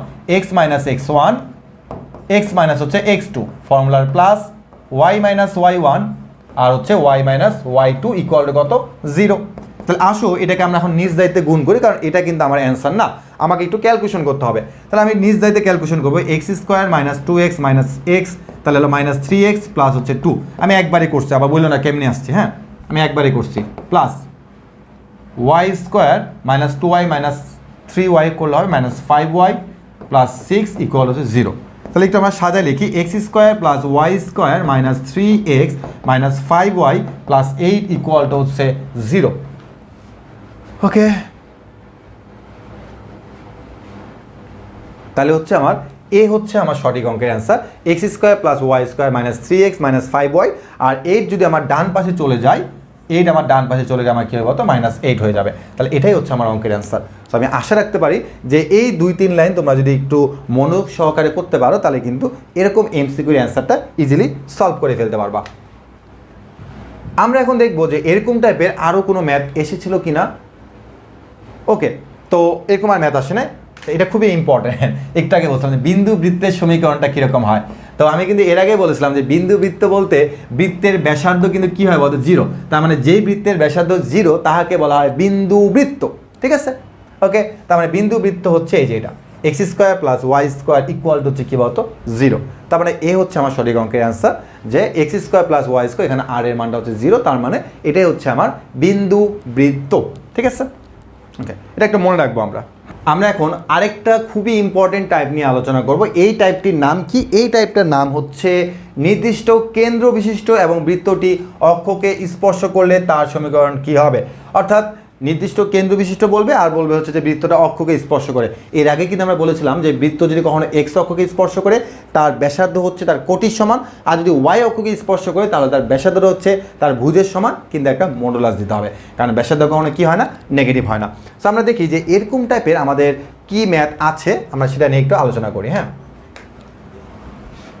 ওকে, তো এখানে কেস 4, এটা পরে তোমাদের বুঝবে কেন কেস 4, কেস 1, 2, 3 হচ্ছে আমরা এক্সট্রা টাইপে গিয়ে দেবো। ঠিক আছে, তো এখানে বলা হয়েছে যে অক্ষরেখাকে স্পর্শ করলে, হ্যাঁ, যেটা কিনা আমরা একটু আগে বলেছিলাম যে যদি আমাদের কখনো এক্স অক্ষ আর ওয়াই অক্ষকে স্পর্শ করে তার ব্যাসার্ধটা আমরা ইজিলি বের করে ফেলতে পারি। তো আমাদের এখানে একটা ম্যাথ দিয়ে দেওয়া আছে, আমরা এই ম্যাথটার সমাধান করার পরে আমরা আমাদের বোর্ডে আসা ম্যাথটা সলভ করব। তো আমাদের এখানে ম্যাথের মধ্যে বলেছে x square plus Y square minus 2x minus 4y plus c equal to 0। এই বৃত্তটি দুইটা প্রশ্ন আছে, যে ওয়াই অক্ষকে স্পর্শ করলে সি এর মানটা কী হবে, আর একটা বলছে স্পর্শ বিন্দু, আবার বলছে এক্স অক্ষকে স্পর্শ করলে কি হবে আর সি এর মানটা কত হবে, আর স্পর্শ বিন্দু বের করতে বলছে। তো আমরা প্রথমে আগে 1 নাম্বারটা সলভ করবো। ঠিক আছে, খুব ভালো মতন করে বুঝো। তো ওয়াই অক্ষকে স্পর্শ করলে সি এর মানটা কি হবে, একদম সিম্পল কথা, যে আমরা যদি কখনো বৃত্তটা ওয়াই অক্ষকে স্পর্শ করে তার ক্ষেত্রে আমরা একটা সূত্র জানতাম যে ওয়াই অক্ষকে স্পর্শ করলে আমার সূত্র হচ্ছে কি, আচ্ছা এখানে 2 নাম্বারটা করছে নাকি, আচ্ছা আগে 2 নাম্বারটা করা হয়েছে, তো 2 নাম্বারটা করলে তোমরা বুঝতে পারবা। সো 2 নাম্বারটা আমি এখানে বুঝাই। হ্যাঁ, তো আমরা যদি কখনো এক্স অক্ষকে স্পর্শ করে, আমি আগে 2 নাম্বারটা করাচ্ছি। হ্যাঁ, 2 নাম্বারটা, তো আমরা যদি কখনো এক্স অক্ষকে স্পর্শ করে তার ক্ষেত্রে সূত্র কি, এক্স অক্ষকে স্পর্শ করলে ভাইয়া আপনার মধ্যে জি স্কোয়ার ইকুয়াল টু সি, মনে আসছে কি ওই যে অনেকগুলো সূত্রের মধ্যে বলা হয়েছিল যে এক্স অক্ষকে স্পর্শ করলে হলো G square equal to C, আবার ওয়াই অক্ষকে স্পর্শ করলে হচ্ছে তোমার আর F square equal to C. এগুলো কিন্তু আমরা প্রত্যেকে কিন্তু করে এসেছিলাম। হ্যাঁ, তো এগুলো কিন্তু আমরা প্রত্যেকে করে এসেছিলাম। তো সেখান থেকে দেখো যে এক্স অক্ষকে স্পর্শ করলে সি এর মান কত, সিম্পলি বলো যে জি স্কোয়ার ইকুয়াল টু সি, আমরা জানি কিনা। হ্যাঁ ভাইয়া জানি। তাহলে আমাকে বলো যে এখান থেকে আমরা জি এর মান বের করতে পারবো কিনা। হ্যাঁ ভাইয়া পারবো। তাহলে প্রথমে কি করতে হবে, প্রথমে হচ্ছে ভাইয়া এই বৃত্তটার সমীকরণ থেকে আমাকে কেন্দ্র বের করতে হবে। কি বের করতে হবে, কেন্দ্র। তাহলে একটু বলো তো যে আমি যদি এখান থেকে কেন্দ্র বের করি তাহলে কেন্দ্র বের করা কি হবে, এক্স এর সহগকে -2 দিয়ে ভাগ করেন ভাইয়া, ওয়াই সহগকে -2 দিয়ে ভাগ করেন ভাইয়া, তাহলে 1,2 আমার বের হয়ে গেছে। তাহলে এই যে জি স্কোয়ার ইকুয়াল টু সি, তাহলে এখানে কি জি এর মানকে আমি 1 বলে দিতে পারবো ডিরেক্টলি স্কোয়ার করে মানটা, তাহলে জি স্কোয়ার মানে 1 স্কোয়ার, তাহলে সি এর মান কত 1। তাহলে আমার এই যে সি এর মান, তাহলে এই সি এর মানটা আমি কত বলবো এখন 1 বলবো, কারণ আমাকে তাহলে দেখো সি বের করতে বলছে। হ্যাঁ, তো অনেক সময় তারা কিন্তু এখানে -সিও দিতে পারে, তখন কিন্তু আমার এখানে -সি লিখতে হবে, তাহলে সি এর মানে কিন্তু -1 হবে। সো চিহ্ন কিন্তু মাথায় রাখতে হবে যে এখানে +সি নাকি -সি। হ্যাঁ, ওকে, তাহলে আমার সি এর মানটা 1 বের হয়ে গেছে। ওকে, এখন তারা তোমাকে বলেছে হচ্ছে কি বের করতে বলো তো, স্পর্শবিন্দু বের করতে বলছে। ওকে, তো চলো আমরা স্পর্শবিন্দুটা বের করে ফেলি। তো এখানে এক নিয়মে করছে, আমরা ইচ্ছা করলে আরেক নিয়মে করতে পারি, থাক এই নিয়মে করি। তাহলে আমার কত, জি স্কোয়ার ইকুয়াল কত সি। ওকে, তা আমরা একটু মুছে দিই, অল ক্লিয়ার। তাহলে G square equal to C আর F square equal to C দিয়ে আমরা কিন্তু এই প্রথমে সি এর মানটা কিন্তু বের করে ফেলতে পারতেছি। এখন আমাদের লাস্ট কথাটা হচ্ছে কি বলতো, স্পর্শবিন্দু। কি বিন্দু, স্পর্শবিন্দু। খুব ভালো মতন করে বুঝলাম, এটা খুবই ভালো মতন করে বুঝো, 2 নাম্বারটা খুব ভালো মতন করে বুঝো। এক্স অক্ষকে স্পর্শ করলে, নর্মাল একটু চিন্তা করো, এক্স অক্ষকে যদি স্পর্শ করে তাহলে আমি এরকম একটা বৃত্ত যদি অঙ্কন করি তাহলে কি এটাই পাবো না, যে এক্স অক্ষকে স্পর্শ করতে তাহলে এরকম একটা বৃত্ত পাইলাম, এটা একটা বৃত্ত পেয়ে গেলাম, এক্স অক্ষকে স্পর্শ করছে। বলো আমাকে এক্স অক্ষকে স্পর্শ যদি করে তাহলে এই যে স্পর্শবিন্দু সেটাটা বের করতে বলছে, তাহলে এই স্পর্শবিন্দু ওয়াই এর মান 0। সবাই কি আমার সাথে একমত নাকি একমত না? অবশ্যই একমত হবা যে ভাই হ্যাঁ এক্স অক্ষের উপর তো ওয়াই এর মান 0 হয়, তার মানে তারা আমাকে স্পর্শবিন্দু বের করতে বলছে। সো এক্স অক্ষের উপরে ওয়াই এর মান 0 আমি মুখস্থ বিদ্যা আমার, যেটাতে আমি মুখস্থ করে আসছি সেই ক্লাস 9-10 থেকে। ওকে, তো এক্স অক্ষের উপর ওয়াই এর মান 0 এটুকু আমি জানি, কিন্তু আমার এক্স এর একটা মান আছে, সেই এক্স এর মান আমাকে বের করতে হবে। আমি এখন কি করতে পারি? আমি এখন সিম্পলি একটা কাজ করব। এই যে আমাকে একটা বৃত্তের সমীকরণ তারা দিয়ে দিয়েছিল না, এই বৃত্তের সমীকরণটাকে আমি সিদ্ধ করব। কি করব? সিদ্ধ করব। কিভাবে সিদ্ধ করব? যে এই যে x, 0 এই বিন্দুটা দিয়ে আমি এটাকে সিদ্ধ করব। তাহলে কি হচ্ছে দেখো, যে এক্স স্কোয়ার ওয়াই এর মানটা কিন্তু 0, ওই যে ওয়াই এর মান আমি 0 পাইছি, 0 বসাই দিচ্ছি, দেখো ওয়াই কিন্তু আসে নাই। তারপরে এই যে -4y এটাও কিন্তু বাদ হয়ে যাবে, তাই না? -4y বাদ হয়ে গেল। আর সি এর মান 1 কেন? কারণ একটু আগে আমি সি এর মান কত বের করেছিলাম? অত 1 বের করেছিলাম, তাহলে সি এর মান এখানে 1 বসায় দাও। তাহলে আমার থাকতেছে কি দেখো, যে আসলে কি x স্কোয়ার -2x + 1 ইকুয়াল হচ্ছে 0। তো এটাকে তুমি মিলটাম করলে পাবে x - 1 হোল স্কোয়ার ইকুয়াল 0। তাহলে অতএব x ইকুয়াল কত আসবে? 1। তার মানে আমার এইটার সি বিন্দু স্থানাঙ্কটা কত হচ্ছে বলতো? স্পর্শ বিন্দুটা যে 1,0, অর্থাৎ সি আমি যে বের করলাম আর স্পর্শ বিন্দুটা হচ্ছে কত? 1,0। একই রকমভাবে তুমি যখন এই প্রথম অঙ্কটা করবা তখন কিন্তু কি বলতো, যে এক্স অক্ষের উপরে কিন্তু তোমার যে ওয়াই অক্ষের উপর কিন্তু এক্স হবে 0। তো তখন তুমি এখানে এক্স এর মান 0 বসা দিয়ে কিন্তু ওয়াই মানটা পেয়ে যাবা। হ্যাঁ, তার মানে আমার কিন্তু এখানে লক্ষ্য করো যে আমি যদি এখানে সি এর মানটা আগে বের না করতাম, হ্যাঁ এখান থেকে যদি সি এর মানটা আমি আগে বের না করতাম তাহলে আমি কিন্তু স্পর্শবিন্দুটা বের করতে পারতাম না। ওকে, তো এই ছিল হচ্ছে আমাদের কি বলতো, এক্স অক্ষকে স্পর্শ করলে সি এর মান আর স্পর্শবিন্দু, ওয়াই অক্ষকে স্পর্শ করলে সি এর মান হচ্ছে আর হচ্ছে কি স্পর্শবিন্দু। ওকে, এই দুটো না করলেও চলবে। এখন আমরা চলে আসি হচ্ছে আমাদের বিভিন্ন বোর্ডে আসা এমসিকিউ নিয়ে। হ্যাঁ, দেখি তারা বলছে 2, -3 কেন্দ্র বিশিষ্ট বৃত্তটি এক্স অক্ষকে স্পর্শ করলে তার সমীকরণ নিচের কোনটি হবে? আমাকে তারা সমীকরণ জানতে যাচ্ছে, যেটা খুবই খুবই ইম্পর্টেন্ট, খুব ঠান্ডা মাথায় এটা বুঝবা। হ্যাঁ, যে তার সমীকরণ মানে কি? বৃত্তের সমীকরণ। এখন মনে রাখবা যে বৃত্তের সমীকরণ বের করার জন্য আমার কাছে দুইটা ইনফরমেশন লাগবে। কয়টা ইনফরমেশন লাগবে? দুইটা। একটা হচ্ছে কেন্দ্র লাগবে আমার, আর আরেকটা হচ্ছে আমার ব্যাসার্ধ লাগবে। কেন? কারণ আমি যদি কোনোভাবে কেন্দ্র আর ব্যাসার্ধ জানতে পারি তাহলে আমার বৃত্তের সমীকরণের সূত্র হচ্ছে x - h whole square plus y - k whole square equal হচ্ছে r স্কোয়ার, যেটা আমি দেখাইছিলাম প্রথমে, যে বৃত্তের সমীকরণের জন্য আমার দুটো ডাটা দরকার, একটা হচ্ছে কেন্দ্র, একটা হচ্ছে কি ব্যাসার্ধ। তাহলে আমি এখান থেকে বৃত্তের সমীকরণটা অ্যাপ্লাই করে অ্যান্সার বলে দিতে পারবো। তো এখন আমি একটু লক্ষ্য করি যে আমার আসলে এখানে কি কি দেওয়া আছে। আমি লক্ষ্য করতেছি আমার এখানে কেন্দ্র মানে সি দেওয়া আছে 2, -3, কিন্তু আমার আর লাগবে। আমি আর না হলে আমি এখান থেকে বৃত্তের সমীকরণ বের করতে পারবো না। ওকে, তাহলে আর আমি কীভাবে বের করি দেখি। আর বের করার জন্য তারা আমাকে একটা ইনফরমেশন দিচ্ছে যে এক্স অক্ষকে স্পর্শ করবে। কাকে স্পর্শ করবে? এক্স অক্ষকে। তাহলে এক্স অক্ষকে যদি স্পর্শ করে তাহলে বৃত্তের ব্যাসার্ধটা হবে তার কোটির সমান। তাহলে হচ্ছে এখন তুমি লক্ষ্য করো যে আমি কিন্তু বৃত্তের কেন্দ্র, বৃত্তের ব্যাসার্ধ জানি। তাহলে এখান থেকে বৃত্তের সমীকরণটা কী হবে? যে এক্স মাইনাস এটা হলো এইচ, এটা হলো কে। হ্যাঁ, x - h whole square plus y minus হচ্ছে প্লাস, যেটা এখানে -3, y - k whole square equal হচ্ছে 3 স্কোয়ার।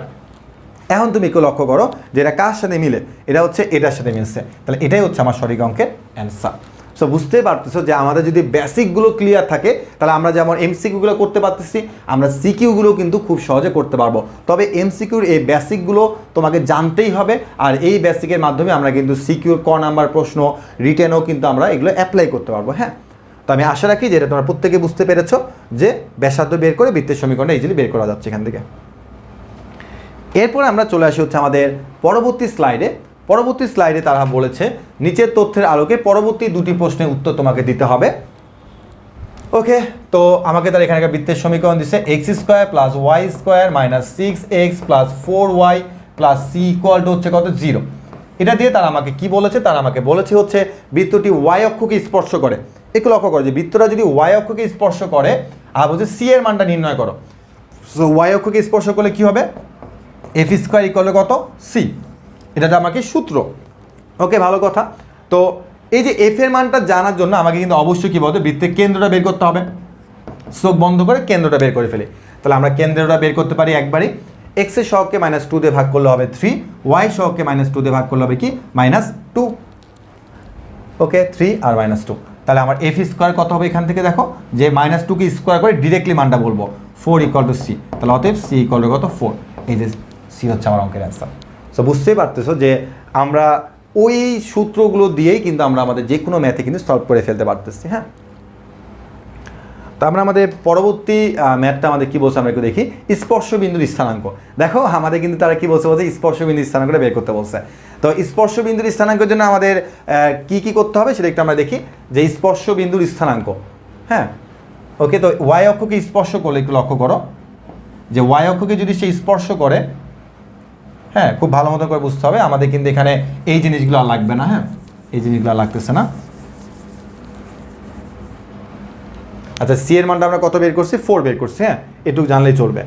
ওকে, তাহলে আমি এটাকে আরেকবার লিখি, x square plus Y square minus 6x plus 4y plus 4 equal to 0। দেখো আমার কিন্তু এখানে সি ছিল, আমি কিন্তু এখানে 4 লিখছি। হ্যাঁ, ওকে, এখন তারা আমাকে বলছে স্পর্শবিন্দুর স্থানাঙ্ক নির্ণয় করতে হবে। ওকে, আমি এখানে প্রশ্ন লিখে দিই, স্পর্শবিন্দু বলছে, স্পর্শবিন্দু।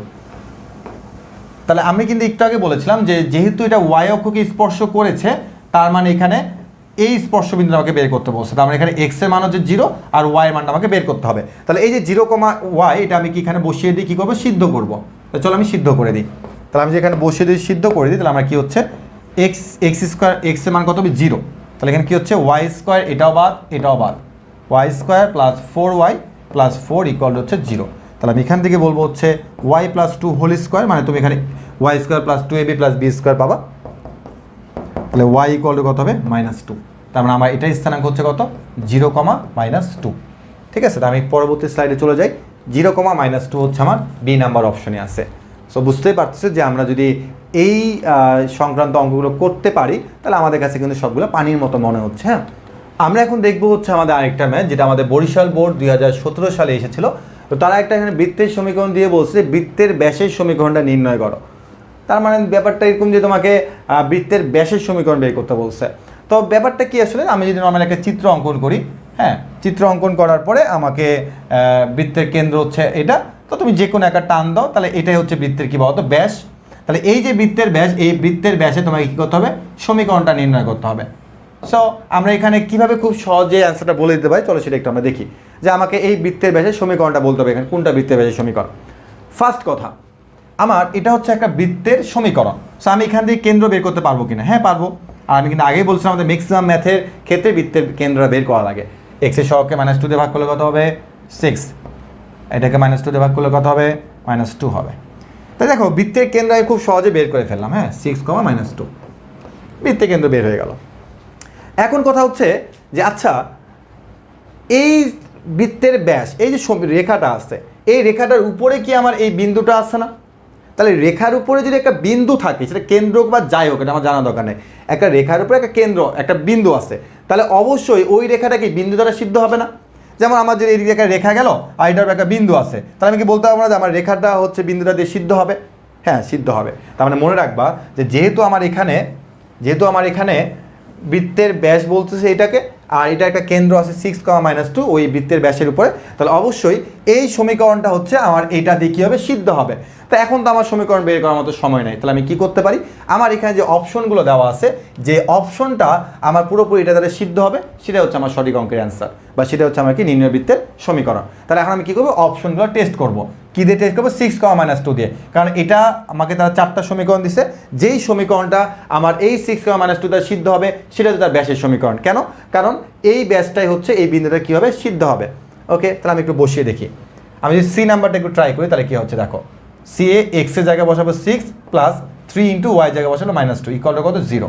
তাহলে তুমি একটু লক্ষ্য করো, 6 - 6 0 ইকুয়াল টু 0। তার মানে আমার সি নাম্বারটা কিন্তু কী হচ্ছে বলতো? সিদ্ধ হচ্ছে। তুমি এ নাম্বারটা ট্রাই করে দেখো, এক্সের জায়গায় 6, ওয়াই জায়গায় -2 বসাও, সিদ্ধ হচ্ছে না, তার মানে এটা হবে না। বি নাম্বারটাও সিদ্ধ হবে না, তুমি 6, -2 বসাও, সিদ্ধ হবে না। তুমি ডি নাম্বারে বসাও 6, -2, সেটা সিদ্ধ হচ্ছে না, তাহলে সিদ্ধ হচ্ছে কে? সি নাম্বারটা। তাহলে সি হচ্ছে আমার সঠিক অঙ্কের অ্যান্সার। তো যদি কখনো এরকম অঙ্ক দিয়ে দেয় স্যাররা, একটু তোমাকে দিতেই পারে এরকম টাইপের ম্যাথ, তুমি কিন্তু অবশ্যই অপশন টেস্ট করে তুমি দেখবা যে বিন্দু দিয়ে কোন রেখাটা বা বিন্দু দিয়ে কোন অপশনটা আমার সিদ্ধ হচ্ছে, সেটা হচ্ছে আমার সঠিক অঙ্কের অ্যান্সার। কিন্তু এই বিন্দুটা বা এই কেন্দ্রটা তোমাকে কিন্তু অবশ্যই কষ্ট করে কী করতে হবে? বের করে নিয়ে আসতে হবে। আমরা এখন আলোচনা করব হচ্ছে আমাদের পরবর্তী টাইপ নিয়ে। পরবর্তী টাইপটি হচ্ছে আমাদের স্পর্শকের দৈর্ঘ্য নির্ণয়। হ্যাঁ, যে কোনো একটা স্পর্শ থাকবে তার দৈর্ঘ্য তোমাকে নির্ণয় করতে হবে, অর্থাৎ বৃত্তের স্পর্শকের দৈর্ঘ্য নির্ণয় করতে হবে। ওকে, তো আমাদের এখান থেকে বেশ কিছু আগে বেসিক নিতে হবে, অর্থাৎ বেশ কিছু সূত্র জানতে হবে। সূত্রটা জানলেই হচ্ছে আমরা এখান থেকে যে কোনো ম্যাথ করতে পারবো। ওকে, তো আমাদের প্রথম যে আমাদের সূত্রখানা সেটা আমরা দেখি। আমাদের টাইপের নাম হচ্ছে স্পর্শকের দৈর্ঘ্য নির্ণয়। তো প্রথম যে সূত্রটা সেটাকে আমরা দেখে নিই, যে একটা বিন্দু, মনে রাখবা যে কোনো একটা বিন্দু থেকে তোমাকে একটা বৃত্তের স্পর্শকের দৈর্ঘ্য নির্ণয় করতে বলবে। তার মানে তোমার বিন্দু দেওয়া আছে কত, x1 y1, আর একটা বৃত্তের সমীকরণ দেওয়া আছে, দিয়ে বলছে এই বৃত্তের স্পর্শকের দৈর্ঘ্য নির্ণয় করতে হবে। তার মানে স্পর্শকের দৈর্ঘ্যের সূত্রটা একদম সিম্পলি, আর এটাকে এটা পরে বলতেছি সিম্পলি, সেটা হচ্ছে কি, দেখো যে তোমাকে একটা বিন্দু দেওয়া আছে কত, x1 y1, আর একটা বৃত্তের সমীকরণ দেওয়া আছে x² + y² = a², এরকম দেওয়া থাকবে। তোমার কাজটা হচ্ছে ওই পাশে যদি কোনো ধ্রুবক থাকে তাকে টেনে বামে নিয়ে এসে এখানে 0 বানিয়ে দেওয়া। হ্যাঁ, -a² হচ্ছে 0, অর্থাৎ ডান পাশে 0 রাখবা সবসময়ের জন্য। হ্যাঁ, তাহলে একটা বিন্দু আর একটা কি দেওয়া আছে বলতো, বৃত্তের সমীকরণ দেওয়া আছে। তোমাকে কি বের করতে হবে, দৈর্ঘ্য বের করতে হবে। হ্যাঁ, দৈর্ঘ্য মানে তুমি চোখ বন্ধ করে একটা √/, দিবা। কি বললাম, আমার তো আর ওই সূত্র তো কোথায় থেকে আসছে এটা আমার জানা দরকার নেই, আমাকে হলো সূত্রটা অ্যাপ্লাই করতে হবে। হ্যাঁ, তো আমার দৈর্ঘ্য বলা মানে আমাকে √/, দিতেই হবে। দিলাম ভাইয়া, এরপর কি করব, এরপর চোখ দুটা বন্ধ করে আমার এই x1 y1 দ্বারা এই বৃত্তের যেখানে যেখানে x আর y আছে ওটাকে সিদ্ধ করে দিবা। তাহলে ভাই x1 y1 দ্বারা আমি এটাকে সিদ্ধ যদি করি, তাহলে আমি পাবো হচ্ছে x1² + y1² - a²। অনেকে আবার এটাকে লিখতে ভুলে যায়, হ্যাঁ এটাকে লেখা লাগবে। তার মানে এটাই হচ্ছে আমার দৈর্ঘ্যের সূত্র। এখানে খুবই ইম্পর্টেন্ট একটা কথা আছে। কি কথা, সেটা হচ্ছে যে আমার যে বৃত্তের সমীকরণটা দেওয়া থাকবে সেখানে x² আর y² যে সহগটা সেটা তো সমান থাকবেই, না হলে বৃত্ত হবে না, সমান থাকবে, কিন্তু সেটা অবশ্যই a = b = 1 হতে হবে। যেটা আমরা কেন্দ্র আর ব্যাসার্ধের মধ্যে শিখে এসেছিলাম না, যে a = b = 1 হতে হবে। একই রকমভাবে স্পর্শকের দৈর্ঘ্যের ক্ষেত্রেও a = b = 1 হতে হবে। হ্যাঁ, তাহলে দেখো আমি দৈর্ঘ্যের সূত্র বের করে ফেলছি। একই রকমভাবে দেখো যে আমার এখানে তারা একটা বিন্দুতে বলছে এই বৃত্তের স্পর্শকের দৈর্ঘ্য নির্ণয় করো। দৈর্ঘ্য মানেই কি, দৈর্ঘ্য মানেই হচ্ছে √/, দিয়ে দিচ্ছে। এরপরে কি, এরপর হচ্ছে বিন্দু দিয়ে এই বৃত্তের সমীকরণটাকে সিদ্ধ করে ফেলা। তাহলে দেখো যেখানে যেখানে x আর y আছে সেখানে সেখানে আমি কি করছি, এই x1 আর y1 বসিয়ে দিয়েছি। হ্যাঁ, শেষ। এখন তুমি দু একটা এক্সাম্পল এখানে দেখতে পারো, যদিও আমাদের আরও এক্সাম্পল আছে, বাট আমরা এখান থেকে একটা এক্সাম্পল দেখতে পারি। 4,5 বিন্দু হতে x² + y² = 9 বৃত্তের স্পর্শকের দৈর্ঘ্য নির্ণয় করো। তো তারা এখানে একটু চালাকি করেছে। কি চালাকি, যে x² + y² = 9 দিচ্ছে, বাট আমি বলবো x² + y² - 9 হচ্ছে 0, কারণ উপাস আমাকে 0 বানাতে হবে। তাহলে আমি এখন কি করব, 4,5 দিয়ে হচ্ছে এইটাকে সিদ্ধ করে দিব। হ্যাঁ, ওকে, দেখো যে 4² + 5² - 9, তো এই -9টা অনেকে দিতে ভুলে যায়, ভুললে কিন্তু হবে না, অ্যান্সারটা তোমরা বুঝে গিয়েছো। ওকে, তো এখন তুমি এখানে একটু লক্ষ্য করো, এই যে এটা নিজেই ভুল করছে। হ্যাঁ, এটা একটু ভুল আছে। হ্যাঁ, এটা ভুল আছে, এটা ভুল করছে। এখানে তোমার কী করতে হবে বলতো, স্পর্শকের দৈর্ঘ্যের জন্য x² আর y² যে সহগটা আছে এটাকে কী বানিয়ে নিতে হবে, 1 বানিয়ে নিতে হবে। ঠিক আছে, 1 বানিয়ে নিয়ে তারপর তুমি কী করবো বলতো, স্পর্শকের দৈর্ঘ্যটা নির্ণয় করবা। তার মানে প্রথমে আগে এটাকে তোমাকে 2 দিয়ে ভাগ করতে হবে। 2 দিয়ে ভাগ করার পর তারপর তুমি এই সিদ্ধ করবা, তার আগে কিন্তু সিদ্ধ করতে পারবা না। তাহলে এটা গেল আমার হচ্ছে কি বলতো, স্পর্শকের দৈর্ঘ্যের বেসিকটা। তাহলে আমি আশা রাখতে পারি যে এই কোনো ধরনের কোনো ফর্মুলা ছাড়াই তুমি কিন্তু এখন কিন্তু অঙ্কটা সলভ করে ফেলতে পারবা, কারণ আমি তোমাকে যেভাবে শিখিয়েছি ফর্মুলা মুখস্থ করার কোনো প্রশ্নই আসে না। অনেক স্টুডেন্টকে আমি দেখছি তারা দৈর্ঘ্যের সূত্র মুখস্থ করে, যে x1² + y1² + 2gx1 + 2fy1 + c √/। এটা কেন করবা তুমি? তোমাকে আমি বলে দিলাম একটা √/, দিবা, এটা দিয়ে এটাকে সিদ্ধ করে দেবা, শেষ। এটাই তোমার সূত্র, এটাই তোমার ম্যাথের অ্যান্সার। সো এটা আমরা সূত্র মুখস্থ করতে যাব না। এবার চলে আসি হচ্ছে আমরা আমাদের কাঙ্ক্ষিত প্রশ্নের উত্তরের কাছে, যে আমাদের এরকম টাইপের কোনো ম্যাথ আসছিল কিনা বোর্ডে। তো আমরা খেয়াল করতেছি যে দিনাজপুর বোর্ড 2019 সালে এরকম টাইপের একটা ম্যাথ দিয়েছিল, যে এই বিন্দু হতে এই বৃত্তের উপর অঙ্কিত স্পর্শকের দৈর্ঘ্য নিচের কোনটি। আমার মনে হচ্ছে এবারও কোনো না কোনো বোর্ডে এরকম টাইপের ম্যাথ দিতেই পারে। ঠিক আছে, খুবই ইম্পর্টেন্ট কিন্তু, কারণ দেখতে বড়, অ্যান্সারটা ছোট, আর এরকম টাইপের ম্যাথ দেখলে স্টুডেন্টরা ভয় পেয়ে চলে যায়। ওকে, দেখি যে আমাদের তো ভয় পাওয়া যাবে না। আমরা কি করব, যে ভাই আপনি বলেছিলেন x² আর y² সবটা 1 হতে হবে, তো ভাই এখানে তো 1 দেওয়া আছে, তার মানে কিছু করতে হবে না। আর ভাইয়া ডান পাশে 0 রাখতে হবে, তো ভাই এখানে 0 দেওয়াই আছে। ওকে, ভেরি গুড। তার মানে দৈর্ঘ্য মানে হচ্ছে কি √/, দিয়ে দিলাম, এই যে √/, বিশাল বড় √/। এখন কি করবো, 2,0 দিয়ে সিদ্ধ করবো। এখন তোমরা আমাকে বলো তো ভাইয়া যে ওয়াই এর মান তো 0, তাহলে এখানে কি 0 দিলে তো 0 লেখা দরকার নেই। ওকে, তো 2 স্কোয়ার মানে কত হয়, 4 হয়। এখন যদি ছোটো বাচ্চাদের মতো তুমি লেখো যে 2 স্কোয়ার, তাহলে কিন্তু বোকা তুমি। কেন? কারণ 2 স্কোয়ার মানে 4 হয়, 4 ডিরেক্ট লেখো, ডিরেক্ট লেখা শিখতে হবে। ওয়াই এর মান 0, তার মানে 0 বসাই দিলাম, মাইনাস 4 আর এখানে এক্স এর মান কত 2, তা 4 দুগুণে কত 8 হয়, প্লাস 8 ডিরেক্টলি শিখতে হবে। এটা কাটাকাটি √4, এটাও লেখা যাবে না, √4 ডিরেক্টলি √4 মানে কত 2 হয়, ডিরেক্টলি শিখতে হবে। অ্যান্সার তাহলে কত 2। সো বুঝতেই পারতেছে যে আমরা আমাদের ওইখান থেকে সূত্রটাকে খুব সহজে এখানে আমরা অ্যাপ্লাই করতে পেরেছি, যে সূত্র মুখস্থ রাখার কোনো প্রয়োজন নাই, কারণ আমরা সূত্রটাকে ডিরেক্টলি ম্যাথের মধ্যে অ্যাপ্লাই করব, তাহলে সূত্র আর মুখস্থ রাখার দরকার পড়তেছে না। ওকে, এরপর আমরা এখানে আরও একটা ম্যাথ দেখতে পারতেছি, এবং এখানেও খেয়াল করছি এক্স স্কোয়ার ওয়াই স্কোয়ার সব 1 1 করে তারা দিয়েছে, না দিলে আমরা কিন্তু 1 বানিয়ে নেব, এটা বারবার বলতেছি। ওকে, তাহলে আমরা কি করবো এখানে, যে দৈর্ঘ্য মানে ভাইয়া কি বলেছে, দৈর্ঘ্য মানে ভাইয়া বলেছে যে √ওভার হবে। তাহলে এখানে সিদ্ধ করি, 1/² মানে 1 প্লাস -1/² মানে 1 মাইনাস এক্সের জায়গায় 1 বসালে 3, ওয়াইয়ের জায়গায় -1 বসালে -1 এটা -4 মানে +4 +7, মানে একবারে করতে হবে, ঠিক আছে, ঠান্ডা মাথা নিয়ে। আমি যোগ করে আসো, 4 আর 7 যোগ করলে 11, 11 আর 2 যোগ করলে হয় 12, 13, 13 থেকে 3 গেলে হয় 10। ওরে বা এত বলে দিচ্ছি কেন, √10 হচ্ছে অঙ্কের অ্যান্সার, বি হচ্ছে আমার অঙ্কের অ্যান্সার। সো মনে হচ্ছে যে তোমাদের কাছে এগুলো অঙ্ক সহজে মনে হচ্ছে যে আর এটা কোনো অঙ্কই না, কিন্তু এর আগে হয়তো বা অনেকের কাছে কঠিন মনে হতো। এখন আমরা আলোচনা করব হচ্ছে দুটি বৃত্তের সাধারণ জ্যা এর সমীকরণ নির্ণয়, অর্থাৎ দুইটা বৃত্ত থাকবে, সেই দুটা বৃত্তের যে একটা সাধারণ জ্যা আছে তার সমীকরণটা নির্ণয় করতে হবে। সো কালোর উপর লিখতে ভালো লাগে, তো আমি তোমাকে দেখিয়ে দিই যে এই একটা বৃত্ত আর এই একটা বৃত্ত, দুটা বৃত্ত এবার দেখো ছেদ করছে, ছেদ করার পরে তুমি একটু খেয়াল করে দেখো যে এই জায়গাতে তাদের কিন্তু একটা কী আছে বলতো, দুটা বৃত্তের সাধারণ জ্যা হচ্ছে এইটা, প্রথম বৃত্তেরও জ্যা এটা, দ্বিতীয় বৃত্তেরও জ্যা এটা। এখন যদি কেউ বলে ভাই জ্যা কোনটা এটাই বুঝি না, তার জন্য হচ্ছে যে কেন্দ্র দিয়ে যাবে না এমন যে কোনো রেখাই হচ্ছে জ্যা, এটা জ্যা, এটা জ্যা, এটা জ্যা, যে কোনোটাই হচ্ছে জ্যা। হ্যাঁ, এগুলো প্রতিটা হচ্ছে আমরা এক একটা কি জ্যা। আর কেন্দ্র দিয়ে যেটা যাবে তার নামে কি বলতো, বৃত্তের ব্যাস। আর কেন্দ্র দিয়ে যা যাবে না সেটাকে কি বলা হয়, জ্যা বলা হয়। ওকে, তার মানে দুইটা বৃত্তের সাধারণ জ্যা হচ্ছে এইটা, কারণ দেখো যে এই বৃত্তেরও জ্যা এটা, এই বৃত্তেরও জ্যা হচ্ছে এটা। হ্যাঁ, দুটারে একটা সাধারণ জ্যা এখানে আছে, এছাড়া কিন্তু আর জ্যা নাই তাদের, সাধারণ জ্যা একটাই, দুটা বৃত্তের সাধারণ জ্যা কয়টি, একটি। এখন এই যে সাধারণ জ্যাটা, এই সাধারণ জ্যার সমীকরণটা বের করতে হবে। ওকে, তা আমরা এখানে চলে আসি, যেখানে তারা কি বলেছে, তারা বলছে দুটি বৃত্তের সাধারণ জ্যা, এই যে বলছে এটা সাধারণ জ্যা। এখন সাধারণ জ্যায়ের যে সমীকরণটা একদম সিম্পলি একটা সমীকরণ, মানে কি বলছে সেটা একটু ভালো মতো বুঝতে হবে। এখানে তারা বলেছে যে দুটা বৃত্তের সাধারণ জ্যায়ের সমীকরণটা হচ্ছে C1 - C2 বা C2 - C1। C1 দ্বারা কি বোঝায়, C2 দ্বারা কি বোঝায়? C1 দ্বারা বোঝায় হচ্ছে এরা যদি প্রথম বৃত্ত হয় প্রথম বৃত্তের সমীকরণ, আর C2 মানে হচ্ছে দ্বিতীয় বৃত্তের সমীকরণ। লাইনটা আরেকবার বুঝো, যে সাধারণ জ্যায়ের সমীকরণের সূত্র হচ্ছে C1 - C2 = 0। C1 মানে হচ্ছে প্রথম বৃত্তের সমীকরণ, C2 মানে হচ্ছে দ্বিতীয় বৃত্তের সমীকরণ। প্রথম বৃত্তের সমীকরণ থেকে দ্বিতীয় বৃত্তের সমীকরণকে বিয়োগ করবা, = 0 লিখবা, যা বাবা তাই অ্যান্সার। কিন্তু এখানে তো একটা শর্ত আছে, শর্ত ছাড়া তো কোনো কিছুই হয় না। শর্তটা কি? শর্তটা হচ্ছে যে x² ও y² এর সহগ সমান হতে হবে। তারপরে এখানে যে 1 হতে হবে ব্যাপারটা এরকম না, জাস্ট সমান হলেই চলবে, অর্থাৎ a = b।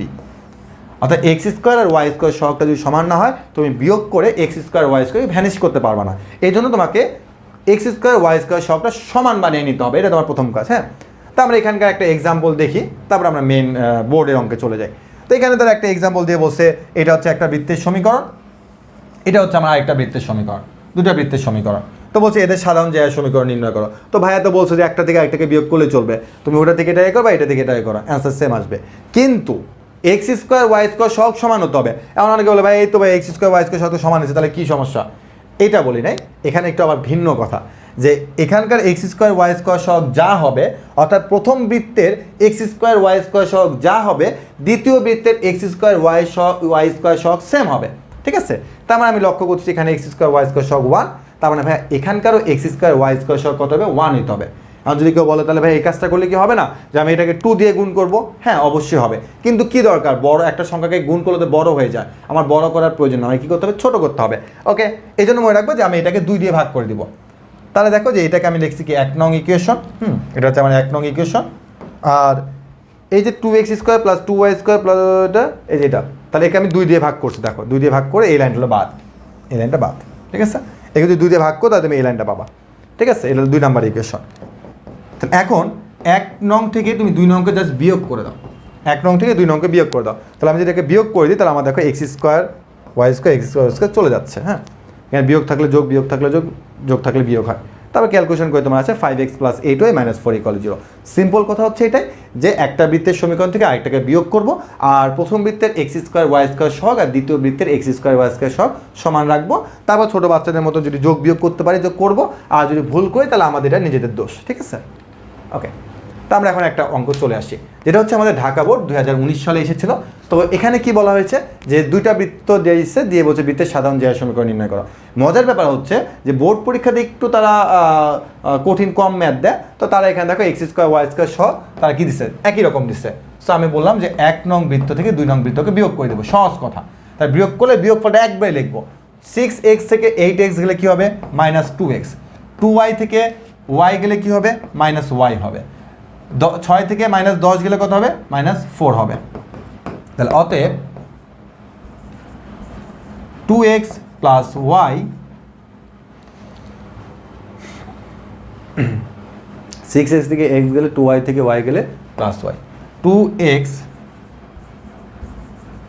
- y + 4 = 0। তাহলে এটা আমার কত নাম্বারে আছে, এটা আছে আমার সি নাম্বার। তাহলে সি হচ্ছে কি আমার অঙ্কের অ্যান্সার।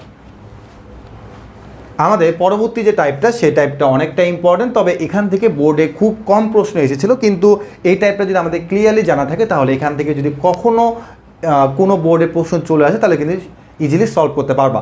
তো আমরা যদি বোর্ড প্রশ্ন সলভ করি আমরা দেখবো যে এখান থেকে মেবি তোমার একটার মতো কোনো ম্যাথ এসেছিলো কোনোভাবে। তো যাই হোক, আমরা এটার বেসিকটা ক্লিয়ারলি জানবো এবং এখান থেকে আমাদের এরপর যে কোনো ম্যাথ দিলে আমরা কিন্তু সলভ করতে পারবো। তো এখানে আমি তোমাদেরকে টাইপের নাম দিয়েছি যে দুটি বৃত্ত পরস্পরকে অন্তস্থভাবে অথবা ও বহিস্থভাবে স্পর্শ করা সংক্রান্ত।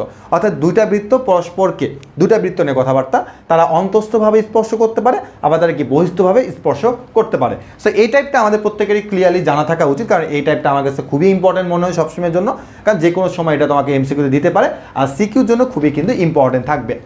ওকে, তো প্রথমেই আমার কথা হচ্ছে এটা যে এখানে অনেক কিছু লেখা আছে। তো আমরা প্রথমে হচ্ছে আগে এই জিনিসটা দেখব যে দুটা বৃত্তের পারস্পরিক অবস্থান ও সাধারণ স্পর্শক গণনা। এই কথাটা কি সেটাকে আমরা একটু বুঝে নিই। দুটা বৃত্তের পারস্পরিক অবস্থান অর্থাৎ দুইটা বৃত্ত কতভাবে পরস্পরের সাথে থাকতে পারে। যেমন দুইটা বৃত্ত তোমার একটা আরেকটার ভেতরে ঢুকে যেতে পারে, একটা বৃত্ত আরেকটা বৃত্তের সাথে স্পর্শ আকারে থাকতে পারে, একটা বৃত্ত থেকে আরেকটা বৃত্ত দূরে দূরে অবস্থান করতে পারে, একটা বৃত্ত আরেকটা বৃত্তকে ছেদ করতে পারে, আবার কি একটা বৃত্ত একটা বৃত্তের ভেতরে ঢুকে যেতে পারে। এগুলো লক্ষ্য করে একটা বৃত্ত একটা বৃত্তের ভেতরে আছে কিন্তু স্পর্শ অবস্থায়, দুটা বৃত্ত বাইরে থেকে বাইরে লেগে আছে, দুটা বৃত্ত দূরে দূরে আছে, একটা বৃত্ত একটা বৃত্তকে ছেদ করে আছে, আর একটা বৃত্ত একটা বৃত্তের ভিতরে ঢুকে আছে, কোনো ছেদ নাই কিচ্ছু না, জাস্ট ভিতরে ঢুকে আছে। তাহলে এই দুটা বৃত্ত হচ্ছে আমার এতভাবে অবস্থান করতে পারে, এর বাইরে আর কোনো তার অবস্থান নেই। তারপরে আমরা দুটা বৃত্তের পারস্পরিক অবস্থান জিনিসটা বুঝে গেলাম যে দুটা বৃত্ত আসলে কীভাবে থাকতে পারে। এখন সাধারণ স্পর্শক মানে কি বোঝায়? সাধারণ স্পর্শক মানে বোঝায় দুইটা বৃত্তকে স্পর্শ করে যাবে এরকম তোমার স্পর্শ কতগুলো আছে, দুটা বৃত্তের সাথে সে যুক্ত থাকতে হবে। তাহলে একটু তুমি লক্ষ্য করো যে এইটার ক্ষেত্রে যে একটা বৃত্ত আছে, হ্যাঁ, এখানে আরেকটা বৃত্ত আছে, দেখো এটা বলে অন্তঃস্পর্শ, হ্যাঁ, এটা হলো অন্তঃস্পর্শ, হ্যাঁ, একটা বৃত্ত আরেকটা বৃত্তকে ভেতর দিক থেকে স্পর্শ করছে। তাহলে এই অন্তঃস্পর্শকে তার সাধারণ স্পর্শক একটাই, কেন? কারণ দেখো এই সাধারণ স্পর্শক মানে হচ্ছে দুটা বৃত্তকে সে টাচ করে যাবে, এরকম কতগুলো সাধারণ স্পর্শক আছে। আর স্পর্শ কিন্তু অনেক থাকে, যেমন একটা বৃত্তের ক্ষেত্রে স্পর্শ কিন্তু তুমি কিন্তু প্রত্যেকটা বিন্দুতে অঙ্কন করতে পারবা, প্রত্যেকটা বিন্দুতে স্পর্শক অঙ্কন করা যাবে।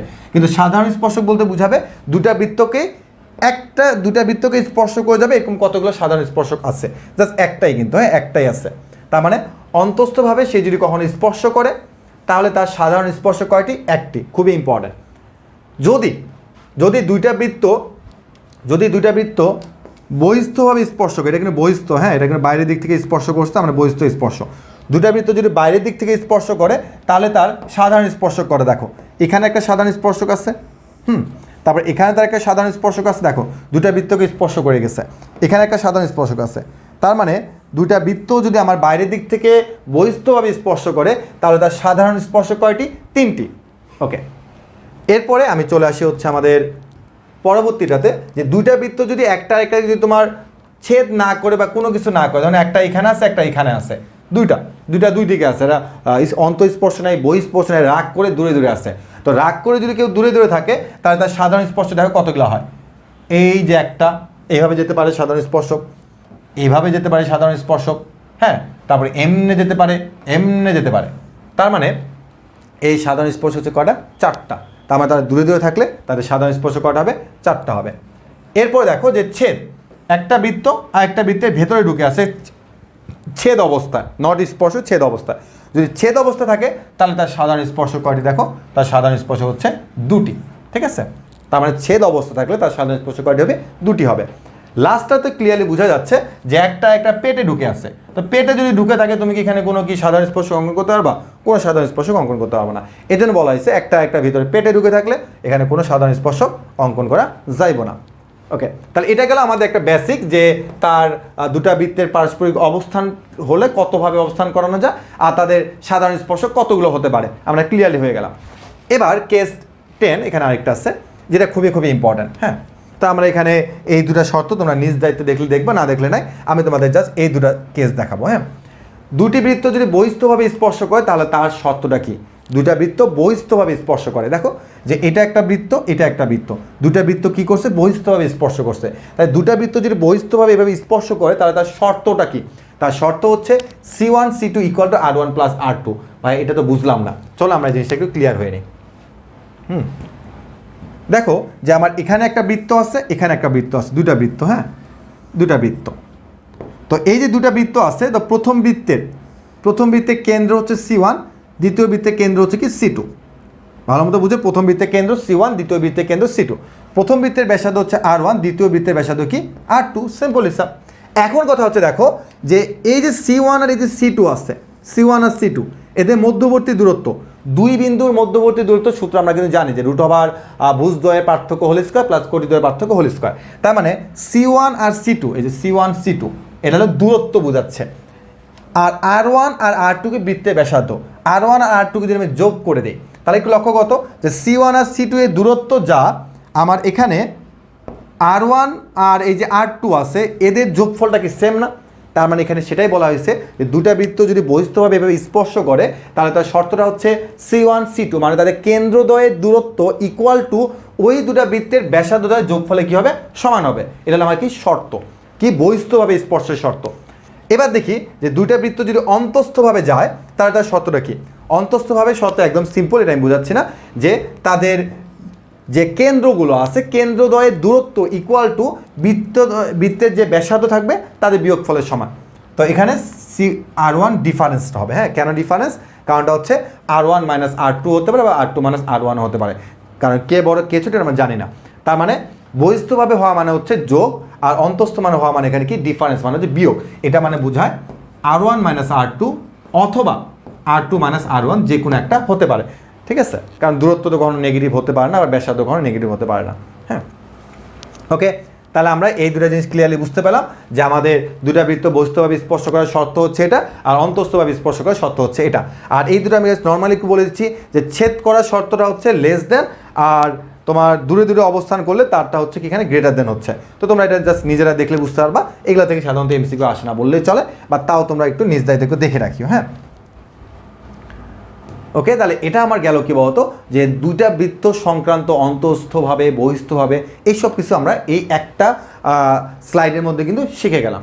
আমরা এখন ছোট্ট একটা এক্সাম্পল দেখবো, কারণ আমরা এতক্ষণ ধরে অনেক কথা বলেছি। তো ছোট্ট এক্সাম্পলটা হচ্ছে এমন একটি বৃত্তের সমীকরণ নির্ণয় করো যার কেন্দ্র হচ্ছে 3,4 এবং বৃত্তটি এই বৃত্তকে বহিস্থভাবে স্পর্শ করে। তার মানে আমরা কিছু বুঝি আর না বুঝি আমরা এই জিনিসটুকু ক্লিয়ার হলাম যে দুইটা বৃত্ত বাইরের দিক থেকে স্পর্শ করবে, ঠিক আছে? ওকে, এরকম টাইপের প্রশ্ন দিলে তারা সবসময়ের জন্য আমাদেরকে একটা কী দিবে জানো? একটা বৃত্তের সমীকরণ দিয়ে দিবে। সবসময়ের জন্য দুটা বৃত্তের সমীকরণ না দিলে একটা বৃত্তের সমীকরণ মাস্ট দিবে। তো আমি খেয়াল করতেছি, হ্যাঁ ভাইয়া আমাকে এখানে একটা বৃত্তের সমীকরণ দিয়ে দিছে যে x² + y² = 4, মানে কি R²। ওকে, তো এখন আমাকে একটু বলো যে এই বৃত্তের সমীকরণ থেকে আমি কি আসলে কেন্দ্র এবং ব্যাসার্ধটা বের করতে পারবো নাকি পারবো না? ওকে, পারবো। যে এটা কেন্দ্রটা হচ্ছে 0,0, কারণ যেটা তোমার বৃত্তের কেন্দ্র হচ্ছে 0, 0, আর ব্যাসার্ধ হচ্ছে তোমার R² = 4, তার মানে R এর মান কত বলতো? 2। অর্থাৎ এটা কেন্দ্র নাই, তার মানে কেন্দ্র হচ্ছে 0,0 আর ব্যাসার্ধ হচ্ছে কত? 2। ওকে, তাহলে আমার যে একটা বৃত্তের সমীকরণ দেওয়া ছিল সেখান থেকে আমি কি বের করে ফেলছি? কেন্দ্র এবং ব্যাসার্ধ। এরপরে তারা আমাকে বলছে যে আরও একটা বৃত্ত আছে যার কেন্দ্র কত 3,4। ওকে, তো এখন তুমি একটা চিত্র দেখো, আমি এই যে চিত্রের মধ্যে যে এখানে লাল দিয়ে সূচিত করলাম, এটা হচ্ছে লাল, যেটা হচ্ছে আমার এইটা 3,4, হ্যাঁ, কেন্দ্র দিয়ে দিচ্ছে। আর এই যে আমার কালো কালারের যে বৃত্তটা সেটা হচ্ছে তারা আমাকে দিয়ে দিচ্ছে সমীকরণটা যে x² + y² = 4, যেখান থেকে আমি কেন্দ্র এবং ব্যাসার্ধটা বের করে ফেলছি। হ্যাঁ, এখন তুমি আমাকে একটু চিন্তা করে বলো যে আসলে আমাকে প্রশ্নের মধ্যে কি বের করতে বলছে। আমাকে তারা প্রশ্নের মধ্যে বলছে এমন একটি বৃত্তের সমীকরণ নির্ণয় করো, তার মানে বৃত্তের সমীকরণ নির্ণয় করতে বলছে। তাহলে এই দুটো বৃত্তের মধ্যে কোনটা সমীকরণ বের করতে বলছে? অবশ্যই লাল বৃত্তের সমীকরণটা বের করতে বলছে। কেন?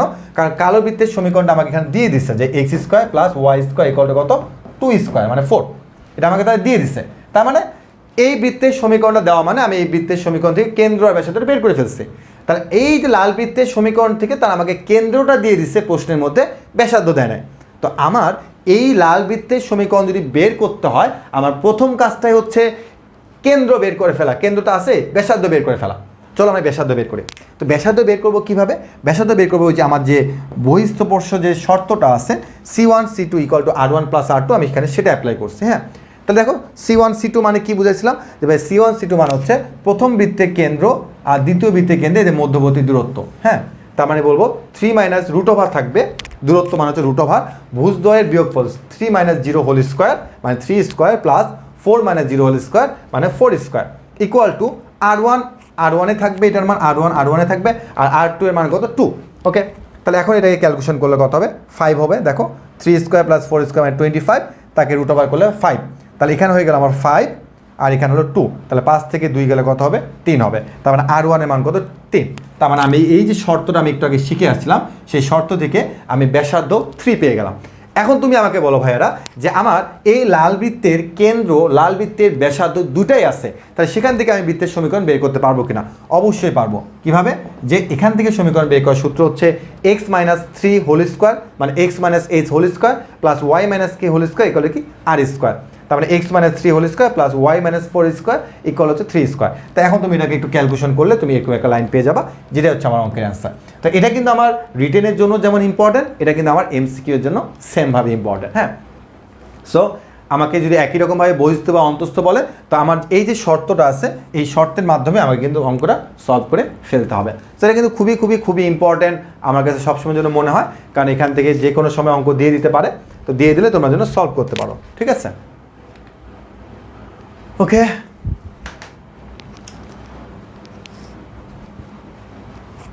তো বুঝতে পারতেছো যে আমাদের ঢাকা বোর্ড 2019 সালে তারা বলেছিল যে পরস্পরকে বহিস্থভাবে স্পর্শ করলে সি এর মানটা কত হবে এখানে। হ্যাঁ, তো এটা তোমরাই করবে, আমি তোমাকে জাস্ট একটু খালি বলে দিচ্ছি যে এটা হচ্ছে আমার একটা বৃত্ত, এটা হচ্ছে আমার একটা বৃত্ত। হ্যাঁ, দুইটা বৃত্ত আছে। তো প্রথম বৃত্তটা হচ্ছে কেন্দ্র কত? প্রথম বৃত্তের কেন্দ্র হচ্ছে 0,0 আর ব্যাসার্ধ হচ্ছে কত? 3² মানে তো কত? 3। হ্যাঁ, আর দ্বিতীয় বৃত্তটা আমি অন্য কালার দিয়ে দিই, এটা আমার দ্বিতীয় বৃত্ত। তো দ্বিতীয় বৃত্তের কেন্দ্র তোমরা এখান থেকে ইজিলি বের করে ফেলতে পারবা। দ্বিতীয় বৃত্তের কেন্দ্রটা এখানে কী হবে? দ্বিতীয় বৃত্তের কেন্দ্রটা হচ্ছে x এর সহগকে -2 দিয়ে ভাগ করে ফেলি, তাহলে হচ্ছে কত? -3, y সহগ হলো -2 দিয়ে ভাগ করে ফেলি -4।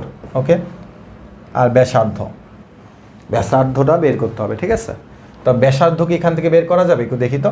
ব্যাসার্ধ R = √g² মানে কত? 9, g² + f² কত? 16 - c।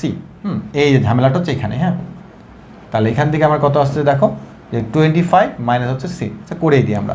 এটা কত হবে? 25 মাইনাস হচ্ছে c। হ্যাঁ, তো ব্যাসার্ধটা বের করে ফেললাম এখান থেকে, যে ব্যাসার্ধ হচ্ছে আমার ওইটা। তাহলে এখন আমরা এখান থেকে শর্ত কি জানি? যে বহিস্থভাবে স্পর্শ করলে হচ্ছে C1 C2 = হচ্ছে কি R1 + R2। হ্যাঁ, ওকে, তাহলে দেখো C1 C2 মানে কি? এটা থেকে এটা দূরত্ব বের করতে হবে। দূরত্ব বের করবা = R1 + R2। R1 কত? 3 + R2 কত? √25 মাইনাস হচ্ছে c। তো এটাকে তুমি এখন ক্যালকুলেশন করবা, ক্যালকুলেশন করে এটা হচ্ছে আমার অঙ্কের অ্যান্সার হবে। হ্যাঁ, সো এটা কিন্তু আমরা নিশ্চয়ই করবো, যেহেতু এখান থেকে আমি অনেক প্যাক করছি। সো এখান থেকে তোমরা দূরত্বটা বের করবা, দূরত্বকে আমরা বের করতে বলে দিচ্ছি, আর R1 + R2 করলে অ্যান্সারটা ইনশাল্লাহ এখান থেকে পেয়ে যাবা।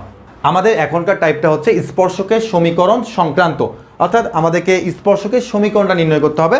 সো এই টাইপটা খুবই সহজ, এখান থেকে অনেক সময় এক্সামে আসে, তবে এটা একদমই পানির মতো সহজ। চলো আমরা একটু সলভ করে ফেলি। হ্যাঁ, তো কি কিছুই না আসলে এটা একদমই সহজ। তো এখানে ব্যাপারটা এরকম করে আসবে, তারা তোমাকে বলবে যে কোনিক্সের উপরস্থ, কোনিক্স বলতে কিন্তু এখানে বৃত্ত না, বৃত্ত, সরলরেখা, উপবৃত্ত, পরাবৃত্ত যে কোনো কিছু হতে পারে। তো এখানে বলছে কোনিক্সের উপরস্থ কোনো বিন্দুতে স্পর্শকের সমীকরণ, অর্থাৎ কোনিক্সের উপরে থাকতে হবে। যেমন আমি তোমাকে বললাম যে এটা একটা বৃত্ত, তো এই বৃত্তের উপরে একটা বিন্দু আছে, মানে জিনিসটা বুঝে, বৃত্তের উপরস্থ কিন্তু এমসিকিউতে উপরস্থই আসবে, আর সিকিউতে উপরস্থ আসবে না, দূর থেকে আসবে, ওটা পরে বুঝাবো, ওটা সিকিউ ক্লাসে। বাট এখন এমসিকিউ ক্লাসে বুঝতে হবে যে তোমার এই বৃত্তের উপরস্থ কোনো একটা বিন্দুতে স্পর্শকের সমীকরণ নির্ণয় করতে হবে, অথবা আমার এরকম একটা বক্ররেখা আছে, বক্ররেখা উপরস্থ কোনো একটা বিন্দুতে কী করতে হবে, স্পর্শকের সমীকরণটা নির্ণয় করতে হবে। তো এটা একদমই সিম্পল। কীরকম করতে হবে, যে ধরুন যে আমার এটা একটা বৃত্ত, হ্যাঁ এটা একটা বৃত্তের সমীকরণ, তাহলে এই বৃত্তের সমীকরণের উপরস্থ আমার কী লাগবে, তোমার স্পর্শকের সমীকরণ লাগবে। সো এই বৃত্তের সমীকরণের উপরস্থ একটা বিন্দু হচ্ছে x1 y1, অর্থাৎ এই 1 নাম্বার, এটা একটা কোনিক্স বললাম বা এটাকে বৃত্ত ধরে নাও। তো এই বৃত্তের উপরস্থ হচ্ছে একটা বিন্দু x1 y1, তাহলে এই বৃত্তের উপরস্থ x1 y1 বিন্দুতে স্পর্শকের সমীকরণ নির্ণয় করতে হবে। এটা কীভাবে করা যায়, শুধুমাত্র এই জিনিসটা এইভাবে মনে রাখবা যে যদি কখনো এক্স স্কোয়ার দেখতে পাও তাকে এইভাবে ভাঙাবা, জিনিসটা খুব ইম্পর্টেন্ট কিন্তু, হ্যাঁ, যে এক্স স্কোয়ার পেলে তাকে ভাঙাবা হচ্ছে x into x1, Y square যেখানে দেখবা সেটাকে ভাঙাবা হচ্ছে ওয়াই ইন্টু y1। হ্যাঁ, যদি কখনো এক্স কিউব দেখতে পাও সেটাকে এইভাবে ভাঙাবা যে এক্স স্কোয়ার ইন্টু হচ্ছে x1, হ্যাঁ, অর্থাৎ একটা x1 দিয়ে তারপরে স্কোয়ার দিবা, সরি এক্স ইন্টু হচ্ছে x1 স্কোয়ার, হ্যাঁ। আবার যদি কখনো ওয়াই কিউব দেখতে পাও তাহলে সেটাকে বলবা ওয়াই ইন্টু y1 স্কোয়ার। অর্থাৎ ব্যাপারটা এরকম, দেখো যে স্পর্শকের সমীকরণ বলতে কিন্তু একটা সরল রেখাকে বোঝায়। কাকে বোঝায়? সরল রেখাকে।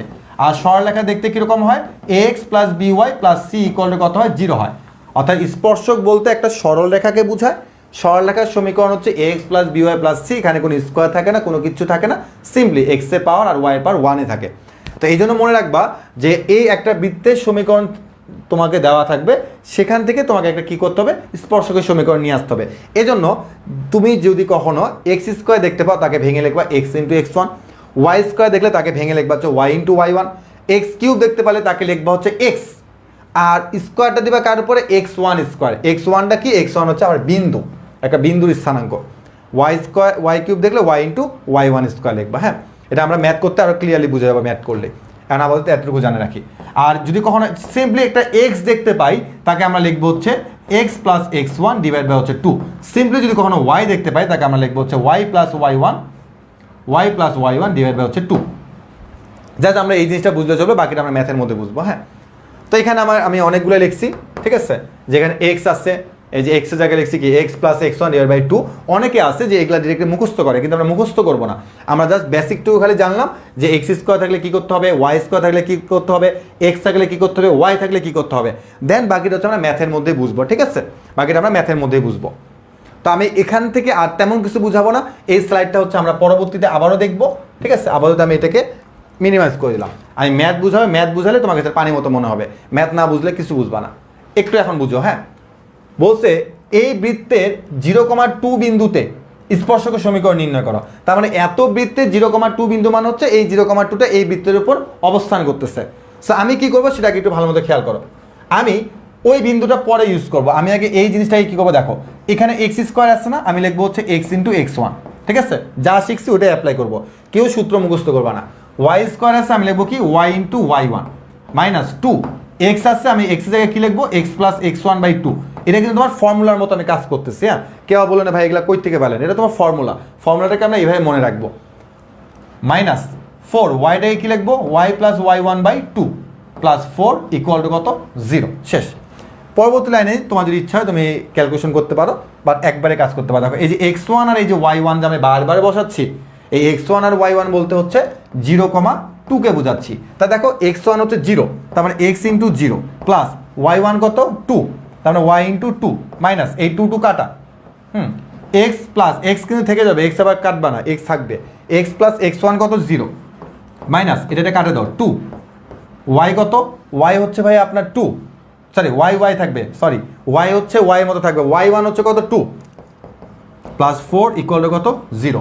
লাস্ট লাইনে আমি যাই, এটা বাদ, তার লাস্ট লাইনে আমার দাঁড়াচ্ছে হচ্ছে এটা বাদ 2y মাইনাস x হ্যাঁ, তারপর এখানে হচ্ছে তোমার -2y -4 + 4 = কত 0, এটা কাটাকাটি, তাহলে হচ্ছে আমার সবই কাটাকাটি যাচ্ছে, তাহলে x হচ্ছে 0, তাহলে আমার এই এ হচ্ছে আমার অঙ্কের অ্যান্সার। হ্যাঁ, তো আমি জিনিসটা তোমাকে যদি আরেকবার বলি যে আমার কোনো একটা বৃত্তের সমীকরণ দিয়ে বলো এই বৃত্তের উপস্থিত একটা বিন্দু আছে, আমার প্রথম কাজ হচ্ছে এটাকে x² x × x1 লেখা, y² y × y1, x-টাকে এভাবে লেখা, y-টাকে এভাবে লেখা, জাস্ট একটা ফর্মুলার দ্বারা করানো।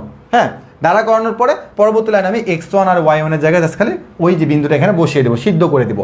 বাট কখনো x আর y এর জায়গায় আমি এটা বসাবো না, বসাবো হচ্ছে x1 y1 এর জায়গায়। তবে ইনশাল্লাহ আমরা যদি ক্যালকুলেশনটা ঠিক মতন করতে পারি তাহলে কিন্তু আমার সঠিক অঙ্কের অ্যান্সারটা চলে আসবে।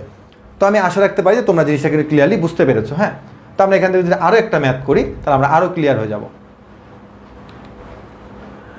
বৃত্তের উপর 1, -1 বিন্দুতে স্পর্শকের সমীকরণ নির্ণয় করে। ঠিক আছে, তো আমার কাজ কি, আমি তো এটা সলভ করাচ্ছি না যে বৃত্তের ব্যাসার্ধ নির্ণয় করতে বলছি, এটা প্রত্যেকের ব্যাসার্ধ বের করতে পারবা, তাই আমি পরবর্তী প্রশ্নটা করাচ্ছি। হ্যাঁ, তো আমি এখান থেকে কী করবো দেখো, যে x × x1 + y × y1 + 6, x এর জায়গায় কী লিখবো x + x1/2 - 2 y + y1/2 -10 = কত 0।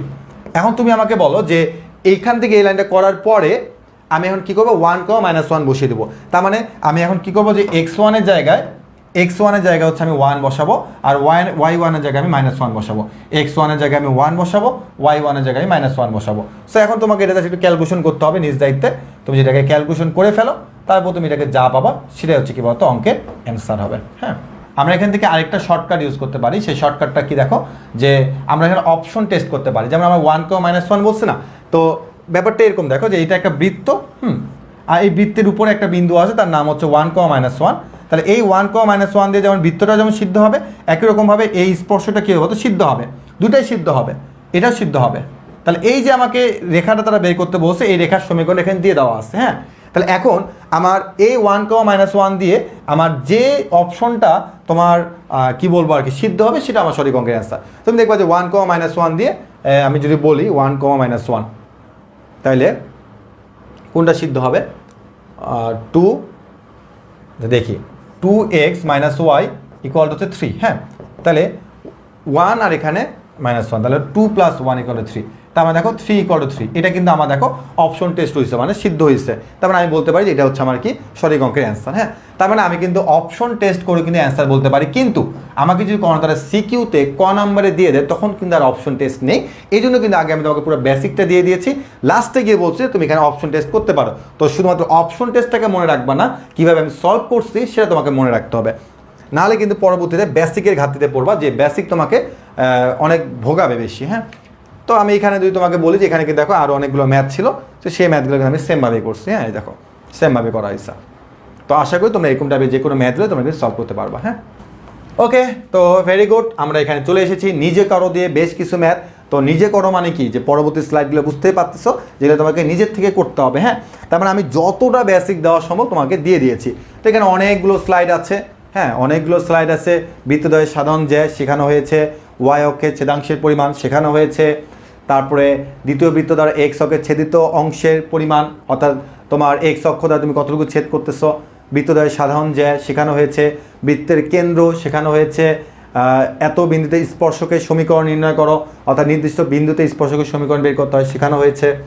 এত বৃত্তটি এখানে বেশ কিছু কথাবার্তা বলেছে, প্রতিটাই শেখানো হয়েছে।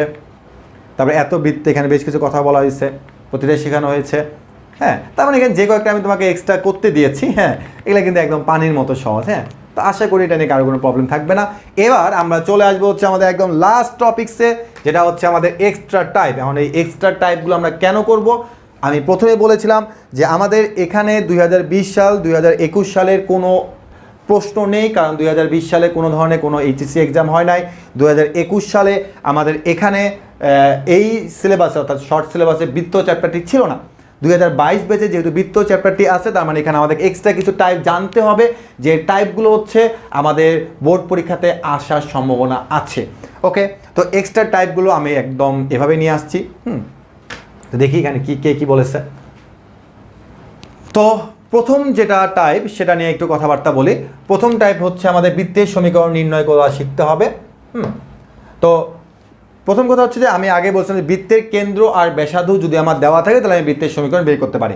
তো এখানে তোমাকে বলে দেওয়া আছে বৃত্তের কেন্দ্র ও ব্যাসার্ধ, যে একটি বৃত্তের কেন্দ্র হচ্ছে 2,3 আর ব্যাসার্ধ হচ্ছে 5 একক, বৃত্তের সমীকরণ নির্ণয় করো। একদম সিম্পল, যে কেন্দ্র আর ব্যাসার্ধ দেওয়া আছে তার মানে বৃত্তের সমীকরণ আমি বের করতে পারি। আর বৃত্তের সমীকরণের সূত্র কি ছিল? x - h whole square plus y - k whole square equal কি r স্কয়ার। সেমভাবে তুমি জাস্ট কেন্দ্র আর ব্যাসার্ধ আছে, তুই মানটা বসা, অ্যান্সার পেয়ে যাবা। এটা দিয়ে কখনো এমসিকিউ আসবেও না, কখনো রিটেনও আসবে না। তবে এটা হচ্ছে আমাদের একটা বেসিক, যে কেন্দ্র আর ব্যাসার্ধ দিয়ে থাকলে আমরা সেখান থেকে কিভাবে বৃত্তের সমীকরণ নির্ণয় করতে পারবো। ঠিক আছে, তো একদম সিম্পল একটা জিনিস। আমাদের এখানকার সবচেয়ে বেশি ইম্পর্টেন্ট যেটা, সেটা হচ্ছে কি, সেটা হচ্ছে আমাদের কেস নাম্বার 2। কেস নাম্বার 2টা আমি এখনও বোর্ডে দেখি নাই, তবে আমার মনে হচ্ছে এটা যে কোনো সময় বোর্ড পরীক্ষায় কিন্তু চলে আসতে পারে। হ্যাঁ, তো আমরা আশা করি প্রত্যেকে প্রস্তুত আছি আমাদের পরবর্তীটা সলভ করার জন্য। তো আমাদের 2 নাম্বার কেসটা কি বলছে খুব ভালো মতন করে এখানে বুঝতে হবে। হ্যাঁ, প্রথম কেস আমাদের বাদ, এটা আসবে না কখনো। 2 নাম্বার কেসটা আমাদেরকে বলেছে, এটা কি বড় হবে? হবে না।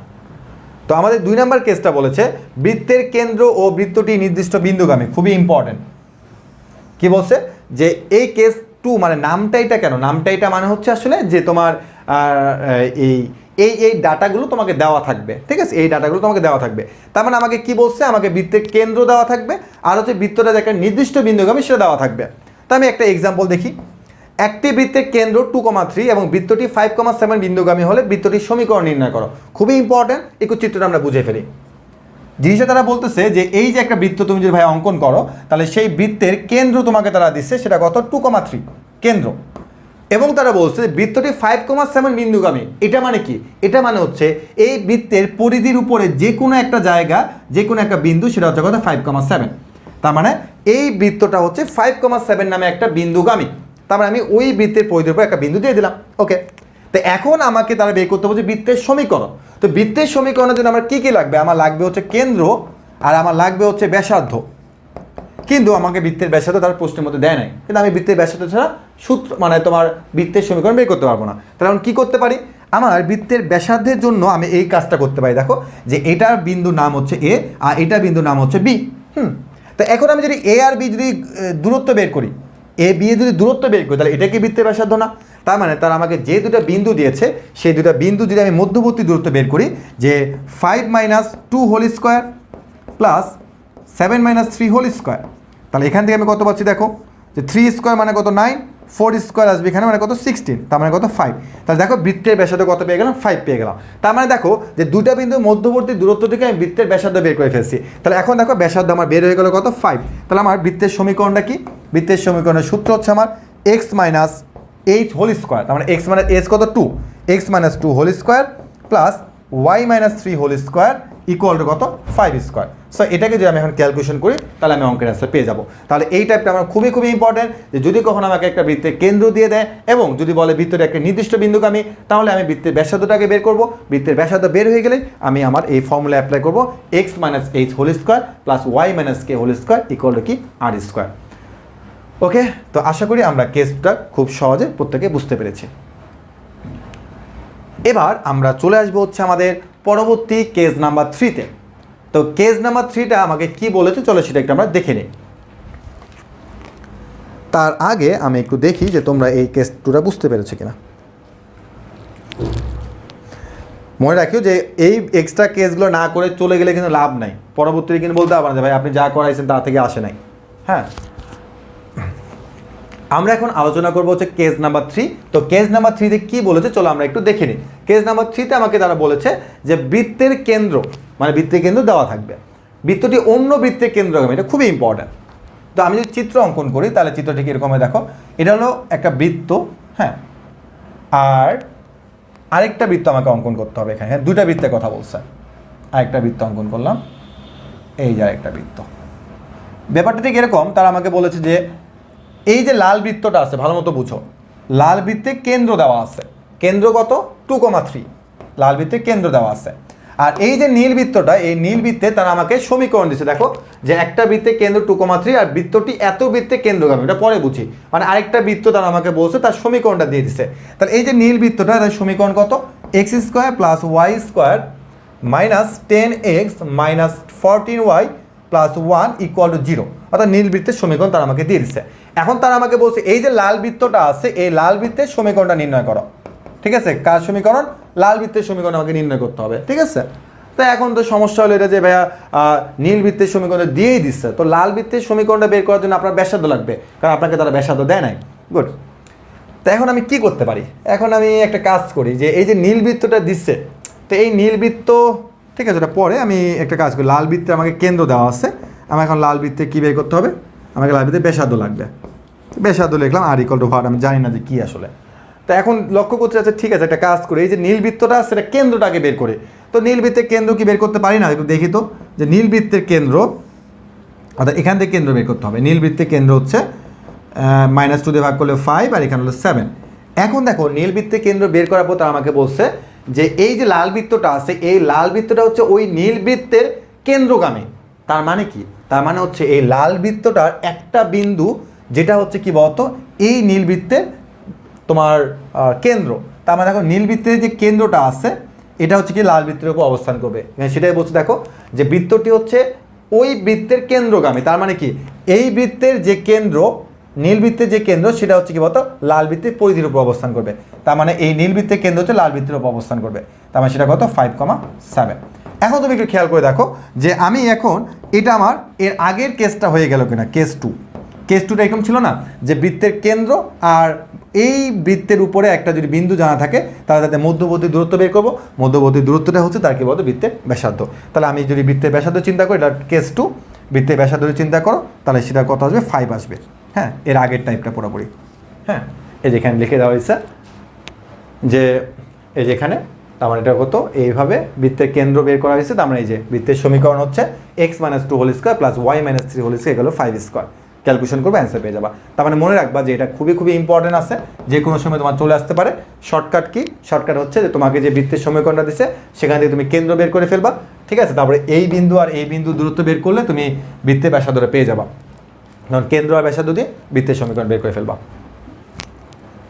এটা আমরা করছি কেস নাম্বার 4টা, যে বৃত্তের কেন্দ্র আর বৃত্তটি অক্ষরেখাকে স্পর্শ করলে কি হবে। একটা কেন্দ্র দেওয়া আছে আর বৃত্তটি x অক্ষকে স্পর্শ করলে বৃত্তের ব্যাসার্ধ হচ্ছে তার কি কোটির সমান। এটা আমরা করে ফেলছি এর আগে। হ্যাঁ, সেটা আমাদের এক্সট্রাভাবে করতে হবে না।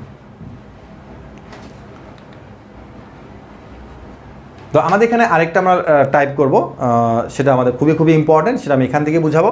যে কেস নাম্বার 5 হচ্ছে বৃত্তের কেন্দ্র এবং বৃত্তটি সরলরেখাকে স্পর্শ করবে। তার মানে ব্যাপারটা এরকম যে তোমাকে তারা একটা বৃত্তের কেন্দ্র দিয়ে দিবে, একটা বৃত্তের কেন্দ্র দিয়ে দিবে আর বলবে যে বৃত্তটা হচ্ছে সরলরেখাকে স্পর্শ করবে। ঠিক আছে, তো দেখি কি বলে যে একটি বৃত্তের কেন্দ্র 2,3 আর বৃত্তটি হচ্ছে এই সরলরেখাকে স্পর্শ করলে বৃত্তের সমীকরণ কি হবে। তো আমরা কিন্তু সরলরেখা চ্যাপ্টারে একটা জিনিস শিখেছিলাম, সেটা এখন আমি তোমাকে আরেকবার আলোচনা করব।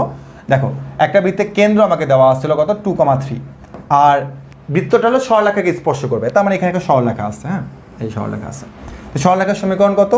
3x plus 4y plus 7 equal to 0। আমাদের কিন্তু সরলরেখা এখানে অনেক ফর্মুলা কাজে লাগবে। হ্যাঁ, তো আমার এখন এই বৃত্তের সমীকরণটা বের করতে বলছে। তো বৃত্তের সমীকরণের জন্য কী কী দরকার? আমার দরকার c, আমার দরকার কি r। তো আমার c দেওয়া আছে কিন্তু আমার কি দেওয়া নাই? r দেওয়া নাই। তাহলে এখন আমি rটা কীভাবে বের করবো একটু খেয়াল করো। r ইকুয়াল টু হচ্ছে লম্ব দূরত্ব। দেখো তো ভাইরা, তোমাদের মনে আছে কিনা যে আমরা সরলরেখা চ্যাপ্টার থেকে কিন্তু প্রত্যেকেই শিখে এসেছি যে এই একটা বিন্দু থেকে একটা রেখা লম্ব দূরত্ব। দেখো তো এই যে একটা বিন্দু থেকে এটা বৃত্তের কেন্দ্র, তাহলে এই বৃত্তের কেন্দ্র থেকে আমি যদি এই রেখা লম্ব দূরত্ব জানি সেটা কি বৃত্তের ব্যাসার্ধ না। তার মানে r ইকুয়াল টু হচ্ছে লম্ব দূরত্ব, যেটা দিয়ে আমরা কিন্তু সিকিউতে আমাদের প্রচুর ম্যাথ আছে। তার মানে আমি যদি এখন লম্ব দূরত্বটা বের করি তাহলে সেটা হচ্ছে আমার কি বৃত্তের ব্যাসার্ধ। তাহলে লম্ব দূরত্ব কীভাবে বের করতে হয় ভাইয়া? এই কেন্দ্র দিয়ে এটাকে সিদ্ধ করতে হবে। সিদ্ধ করে দাও 3 × 2 প্লাস 4 × হচ্ছে 3 প্লাস 7। লম্ব দূরত্বের ফর্মুলা আমাদের মুখস্থ ছিল প্রত্যেকের। √x এর সহগ আর y সহগ স্কোয়ার করে দাও, 3 স্কোয়ার প্লাস 4 স্কোয়ার। ক্যালকুলেশন করলে এটা মেবি 5 আসবে। তার মানে দেখো যে আমার বৃত্তের কেন্দ্র জানা আছে, বৃত্তের ব্যাসার্ধ জানা আছে। বৃত্তের সমীকরণটা কী হবে? এই যে বৃত্তের সমীকরণের ফর্মুলা, যে x - 2 whole square plus y - 3 whole square equal to কত? 5 স্কোয়ার। তার মানে ব্যাপারটা ঠিক এরকম যে আমাকে কষ্ট করে ব্যাসার্ধটা বের করতে হবে আর কেন্দ্র তারা আমাকে দিয়ে দিচ্ছে। তো এই ব্যাসার্ধ বের করার বেশ কয়েকটা টেকনিক আছে, আমরা কিন্তু প্রত্যেকটা টেকনিক শিখতেছি। তার মধ্যে সবচেয়ে ইম্পর্টেন্ট টেকনিক হচ্ছে এটা, যে লম্ব দূরত্ব দিয়ে। আর এই লম্ব দূরত্বের ফর্মুলা আমরা কিন্তু সরলরেখাতে শিখে এসেছি। তো একই রকমভাবে এখানে তোমাকে আরেকটা ম্যাথ দিয়েছে। তো তো বৃত্তের সমীকরণ দিয়ে কেন্দ্র ব্যাসার্ধ বের করে লম্ব দূরত্ব দিয়ে আমরা সলভ করতে পারবো। এটা খুবই খুবই ইম্পর্টেন্ট একটা ম্যাথ, যেটা আমাদের রিটেনের জন্য খুব কাজে লাগবে, ঠিক আছে? তো তোমরা এই ম্যাথটা কিন্তু সলভ করে ফেলতে পারো। জাস্ট এই ম্যাথটা একটু খাতায় তুলো, তারপর তুমি একটু অ্যান্সারটা দেখলে বুঝতে পারবা যে ভাই আসলে এখানে কী কী কাজ করেছে। ওকে, আমরা পরে ম্যাথটা নিজ দায়িত্বে করবো। হ্যাঁ, তো এরপরে আমরা যদি দেখি যে স্পর্শ করে এবং কেন্দ্র রেখার উপর অবস্থান করে, এটা আমরা রিটেনের ক্ষেত্রে দেখবো, এটা আমাদের দরকার নাই এখানে। রিটেনের দিনে আমি এটা দেখাবো।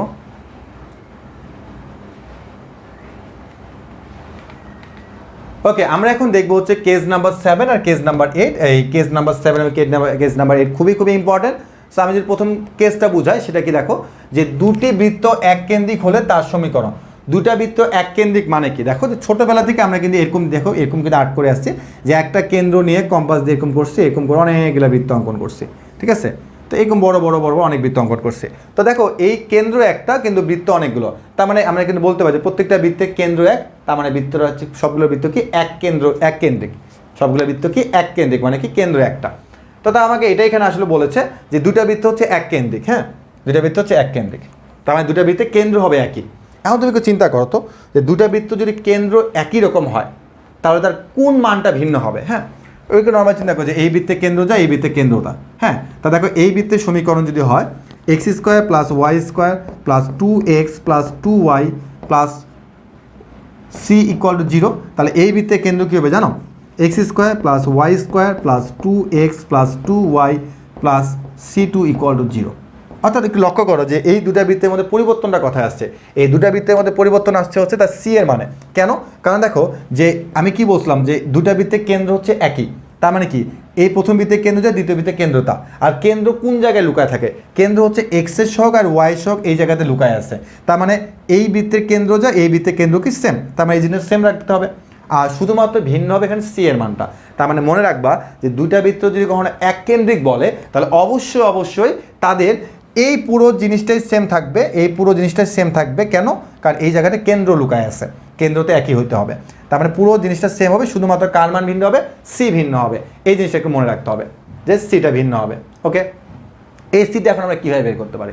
একদম সিম্পল ব্যাপার, যে আমাদের বলতে হবে যে নতুন যে বৃত্তের সমীকরণ সেটা হচ্ছে x² + y² - 6x + 8y, হ্যাঁ, + c = 0, যা হচ্ছে 3, -1 বিন্দুগামী।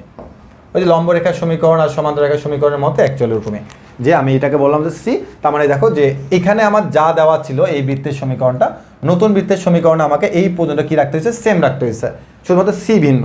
তাহলে সি এর মানটা পাবো কী হবে? সি = যা হচ্ছে কি 3, -1 বিন্দুগামী। তাহলে এখন আমি এখানে 3, -1 বিন্দু দিয়ে যদি চালিয়ে দিই, তাহলে আমি সি এর মান পাবো হচ্ছে 16। সেই 16টা আমি এখানে বসিয়ে দিলে আমি কি অ্যান্সারটা পেয়ে যাব। তো আমরা এতটুকু জিনিস ক্লিয়ার হয়ে গিয়েছি যে আমাদের যদি কখনো এক কেন্দ্রিক বলে, তাহলে আমাদের এতটুকু অ্যান্সার সেম থাকবে, শুধুমাত্র আমাদের সি এর মানটা ভিন্ন হবে। আর সি এর মানটা ভিন্নের জন্য আমাদেরকে এই বিন্দুগামী করে দিতে হবে, তারপর আমি সি এর মানটা পেয়ে গেলে আমার অ্যান্সারটা চলে আসবে। হ্যাঁ, যেটা আমাদের যে কোনো সময় পরীক্ষা চলে আসতে পারে। আমরা লাস্ট একদম একটা টাইপ দেখবো, সেটা হচ্ছে কি মূল বিন্দুগামী এবং অক্ষদ্বয়কে ছেদ করে। হ্যাঁ, মূল বিন্দুগামী এবং অক্ষদ্বয়কে ছেদ করে। তো এটা রিটেন টাইম বুঝাবো না, আমি জাস্ট তোমাকে এমসিকিউটাই বুঝাবো যে একটি বৃত্ত মূল বিন্দু দিয়ে যায় এবং ধনাত্মক দিক হতে 3 একক এবং 5 একক অংশকারে বৃত্তের সমীকরণটা নির্ণয় করো। ওকে, তাও তোমাদের একটু বলেই দিই। তো তোমাকে এখানে তারা বলছে যে একটা বৃত্ত হচ্ছে মূল বিন্দু দিয়ে যাবে। তার মানে তুমি যদি একটা নর্মালি একটা বৃত্ত অঙ্কন করো, সেই বৃত্তটা হচ্ছে তোমার কি করবে? মূল বিন্দু দিয়ে যাবে। দেখো বৃত্তটা আমার কি করছে? মূল বিন্দু দিয়ে গেছে এবং ধনাত্মক দিক থেকে বলছে, কিন্তু ধনাত্মক দিক থেকে হচ্ছে 3 একক, ওয়াই এক্স অক্ষকে 3 একক আর ওয়াই অক্ষকে কত একক? 5 একক, তাই না? 5 একক। যদিও এক্স আর ওয়াই অক্ষ উল্লেখ করে না, কিন্তু মনে রাখবে যে প্রথমটা হচ্ছে এক্স অক্ষ, পরেরটা হচ্ছে কি ওয়াই অক্ষ। তাহলে মূল বিন্দুগামী আর ধনাত্মক দিক থেকে এক্স অক্ষকে 5 একক আর ওয়াই অক্ষকে কি এক্স অক্ষকে 3 একক, ওয়াই অক্ষকে 5 একক অংশ কাটছে। হ্যাঁ, ওকে। তাহলে এখন আমাকে একটু বলো যে আমরা কিন্তু সরলরেখাতে কিন্তু এরকম করেছিলাম যে এটা যদি 3 একক কর্তন হয়ে যেত, আমার এটা স্থান কত? 3,0, সহজ কথা। আর এটা যদি 5 একক, তার মানে কত? 0,5। এখন একটা মজার জিনিস লক্ষ্য করো যে তারা আমাকে বলছে বৃত্তের সমীকরণটা নির্ণয় করতে হবে। সহজ হিসাব কিভাবে কি করব, যে আমি যদি এটার নাম যদি এ দিই, এটার নাম যদি আমি বি দিই, তাহলে এই এ আর বি যদি যোগ করে দিই, তাহলে মনে রাখবে এটা হলো বৃত্তের ব্যাস। তাহলে কেমনে ভাই এটা বৃত্তের ব্যাস হচ্ছে? যদি এটা 90 ডিগ্রি কোণ হয়ে থাকে, তাহলে অবশ্যই এটা হচ্ছে আমার কি বৃত্তের ব্যাসই হবে। সহজ কথা। হ্যাঁ, এটা বৃত্তের ব্যাস। এখন তুমি আমাকে একটু বলো যে বৃত্তের ব্যাস যদি এটা হয়ে থাকে তাহলে বৃত্তের ব্যাসে কি দুটো প্রান্তবিন্দু আমার জানা আসছে না?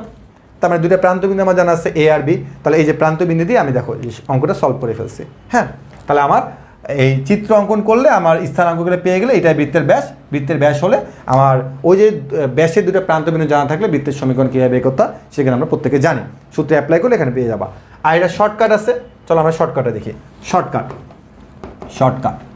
শর্টকাটটা হচ্ছে বৃত্ত যেহেতু মূল বিন্দুগামী, বৃত্তটি কোন বিন্দুগামী? মূল বিন্দুগামী, তার মানে এখানে সি এর মান হচ্ছে 0। বৃত্ত মূল বিন্দুগামী হলে সি এর মান কি? 0। তাহলে বৃত্তের সমীকরণটা কী হবে? X square plus Y square, হ্যাঁ, তারপর হচ্ছে আমার এখানে মাইনাস থাকবে, তবে এখানে এক্স থাকবে, এখানে মাইনাস থাকবে, এখানে ওয়াই থাকবে, ইকুয়াল টু 0। এটা হচ্ছে আমার মেইন ফরম্যাট। হ্যাঁ, এরকম টাইপের অঙ্কের ফরম্যাট হচ্ছে এটা। আর এই ফরম্যাট মানে বাংলা ভাষা আমার ফরম্যাট মানে হচ্ছে মুখস্থ বিদ্যা, যেটা তোমাকে মুখস্থ রাখতে হবে। শর্টকাট যেহেতু এই ফরম্যাটে তোমাকে মুখস্থ রাখতে হবে, অর্থাৎ এই কালো কালারের যে জিনিসটা এটা জীবনও চেঞ্জ হবে না, এটা এইভাবেই থাকবে, কখনো চেঞ্জ হবে না। এখন বাকি যে ফার্স্ট ব্র্যাকেটটা আছে, ফার্স্ট ব্র্যাকেটের ভেতরে মানগুলো চেঞ্জ হবে। কীভাবে লক্ষ্য করো? বলতে ধনাত্মক দিক থেকে, তার মানে কি? ধনাত্মক দিক মানে এখানেও প্লাস, এখানেও প্লাস, ব্র্যাকেটের ভিতরে প্লাস বসছে, ব্র্যাকেটের ভিতরে কিন্তু একটা মাইনাস আজীবন থাকবে। কালো কালারের যেটা এটা একদম ফিক্সড। তো ধনাত্মক দিক মানে দুটো প্লাস, বলতে 3 একক আর 5 একক। তাহলে আমি এখানে বসাবো 3, এখানে বসাবো 5। তাহলে আমার ক্যালকুলেশন করলে যা আসবে সেটা হচ্ছে অঙ্কের অ্যান্সার। -3x - 5y ইকুয়াল হচ্ছে 0। আর এটা এমসিকিউতে আসার সম্ভাবনা কিন্তু অনেক অনেক বেশি, প্লাস রিটেনের জন্য খুবই খুবই ইম্পর্টেন্ট। তো দেখো আমরা মেইন নিয়ম বা শর্টকাট দুটো দিয়ে করলে আমরা সেম অ্যান্সারটাই পাবো। যদি কখনো বলে যে এটা ঋণাত্মক দিক থেকে, তাহলে আমি বলবো এখানে মাইনাস, এখানে মাইনাস। যদি আবার বলে যে একটা ধনাত্মক একটা ঋণাত্মক, তাহলে আমি বলবো যে একটা প্লাস একটা কি মাইনাস। সো আমার যেটা ফর্মেট ছিল সেই ফর্মেটটা তোমাকে মুখস্থ রাখতে হবে, ঠিক আছে? সেই ফর্মেটটা তুমি মুখস্থ রাখবা, তাহলে আর এখান থেকে কোনো সমস্যা হবে না। তার মানে এই 8 নাম্বার কেজে যে ফর্মেটটা এটা মুখস্থ রাখবা, কারণ এখান থেকে কিন্তু অনেক অনেক অঙ্ক চলে আসতে পারে। ওকে, তো দেখতে দেখতে আমাদের মোটামুটি আমরা পুরো বৃত্তের যত ধরনের এমসিকিউ টাইপ ছিল আমরা সেগুলো তো বোর্ডে কাভার করছি। এছাড়াও আমার নিজ দায়িত্বে আমি আরও বেশ কয়েকটা তোমাদের টাইপ দেখেছি, যে টাইপগুলো হচ্ছে আমাদের বোর্ডে আসার সম্ভাবনা আছে, কারণ যেহেতু বোর্ডে বৃত্ত থেকে খুব কম প্রশ্ন হয়েছে, তাই এই প্রশ্নগুলো থেকে বৃত্তে যে কোনো সময় কোশ্চিন করতে পারে। সো ইনশাল্লাহ আজকে ক্লাসটার মাধ্যমে কিন্তু আমরা আমাদের বৃত্তে নিয়ে যত ধরনের এমসিকিউ ছিল সেগুলো কিন্তু আমরা ইনশাল্লাহ সমাধান করতে পেরেছি। আশা করি এই বৃত্ত থেকে তোমাদের যে কোনো ধরনের প্রশ্ন আসলে তোমরা কিন্তু সলভ করে ফেলতে পারবা।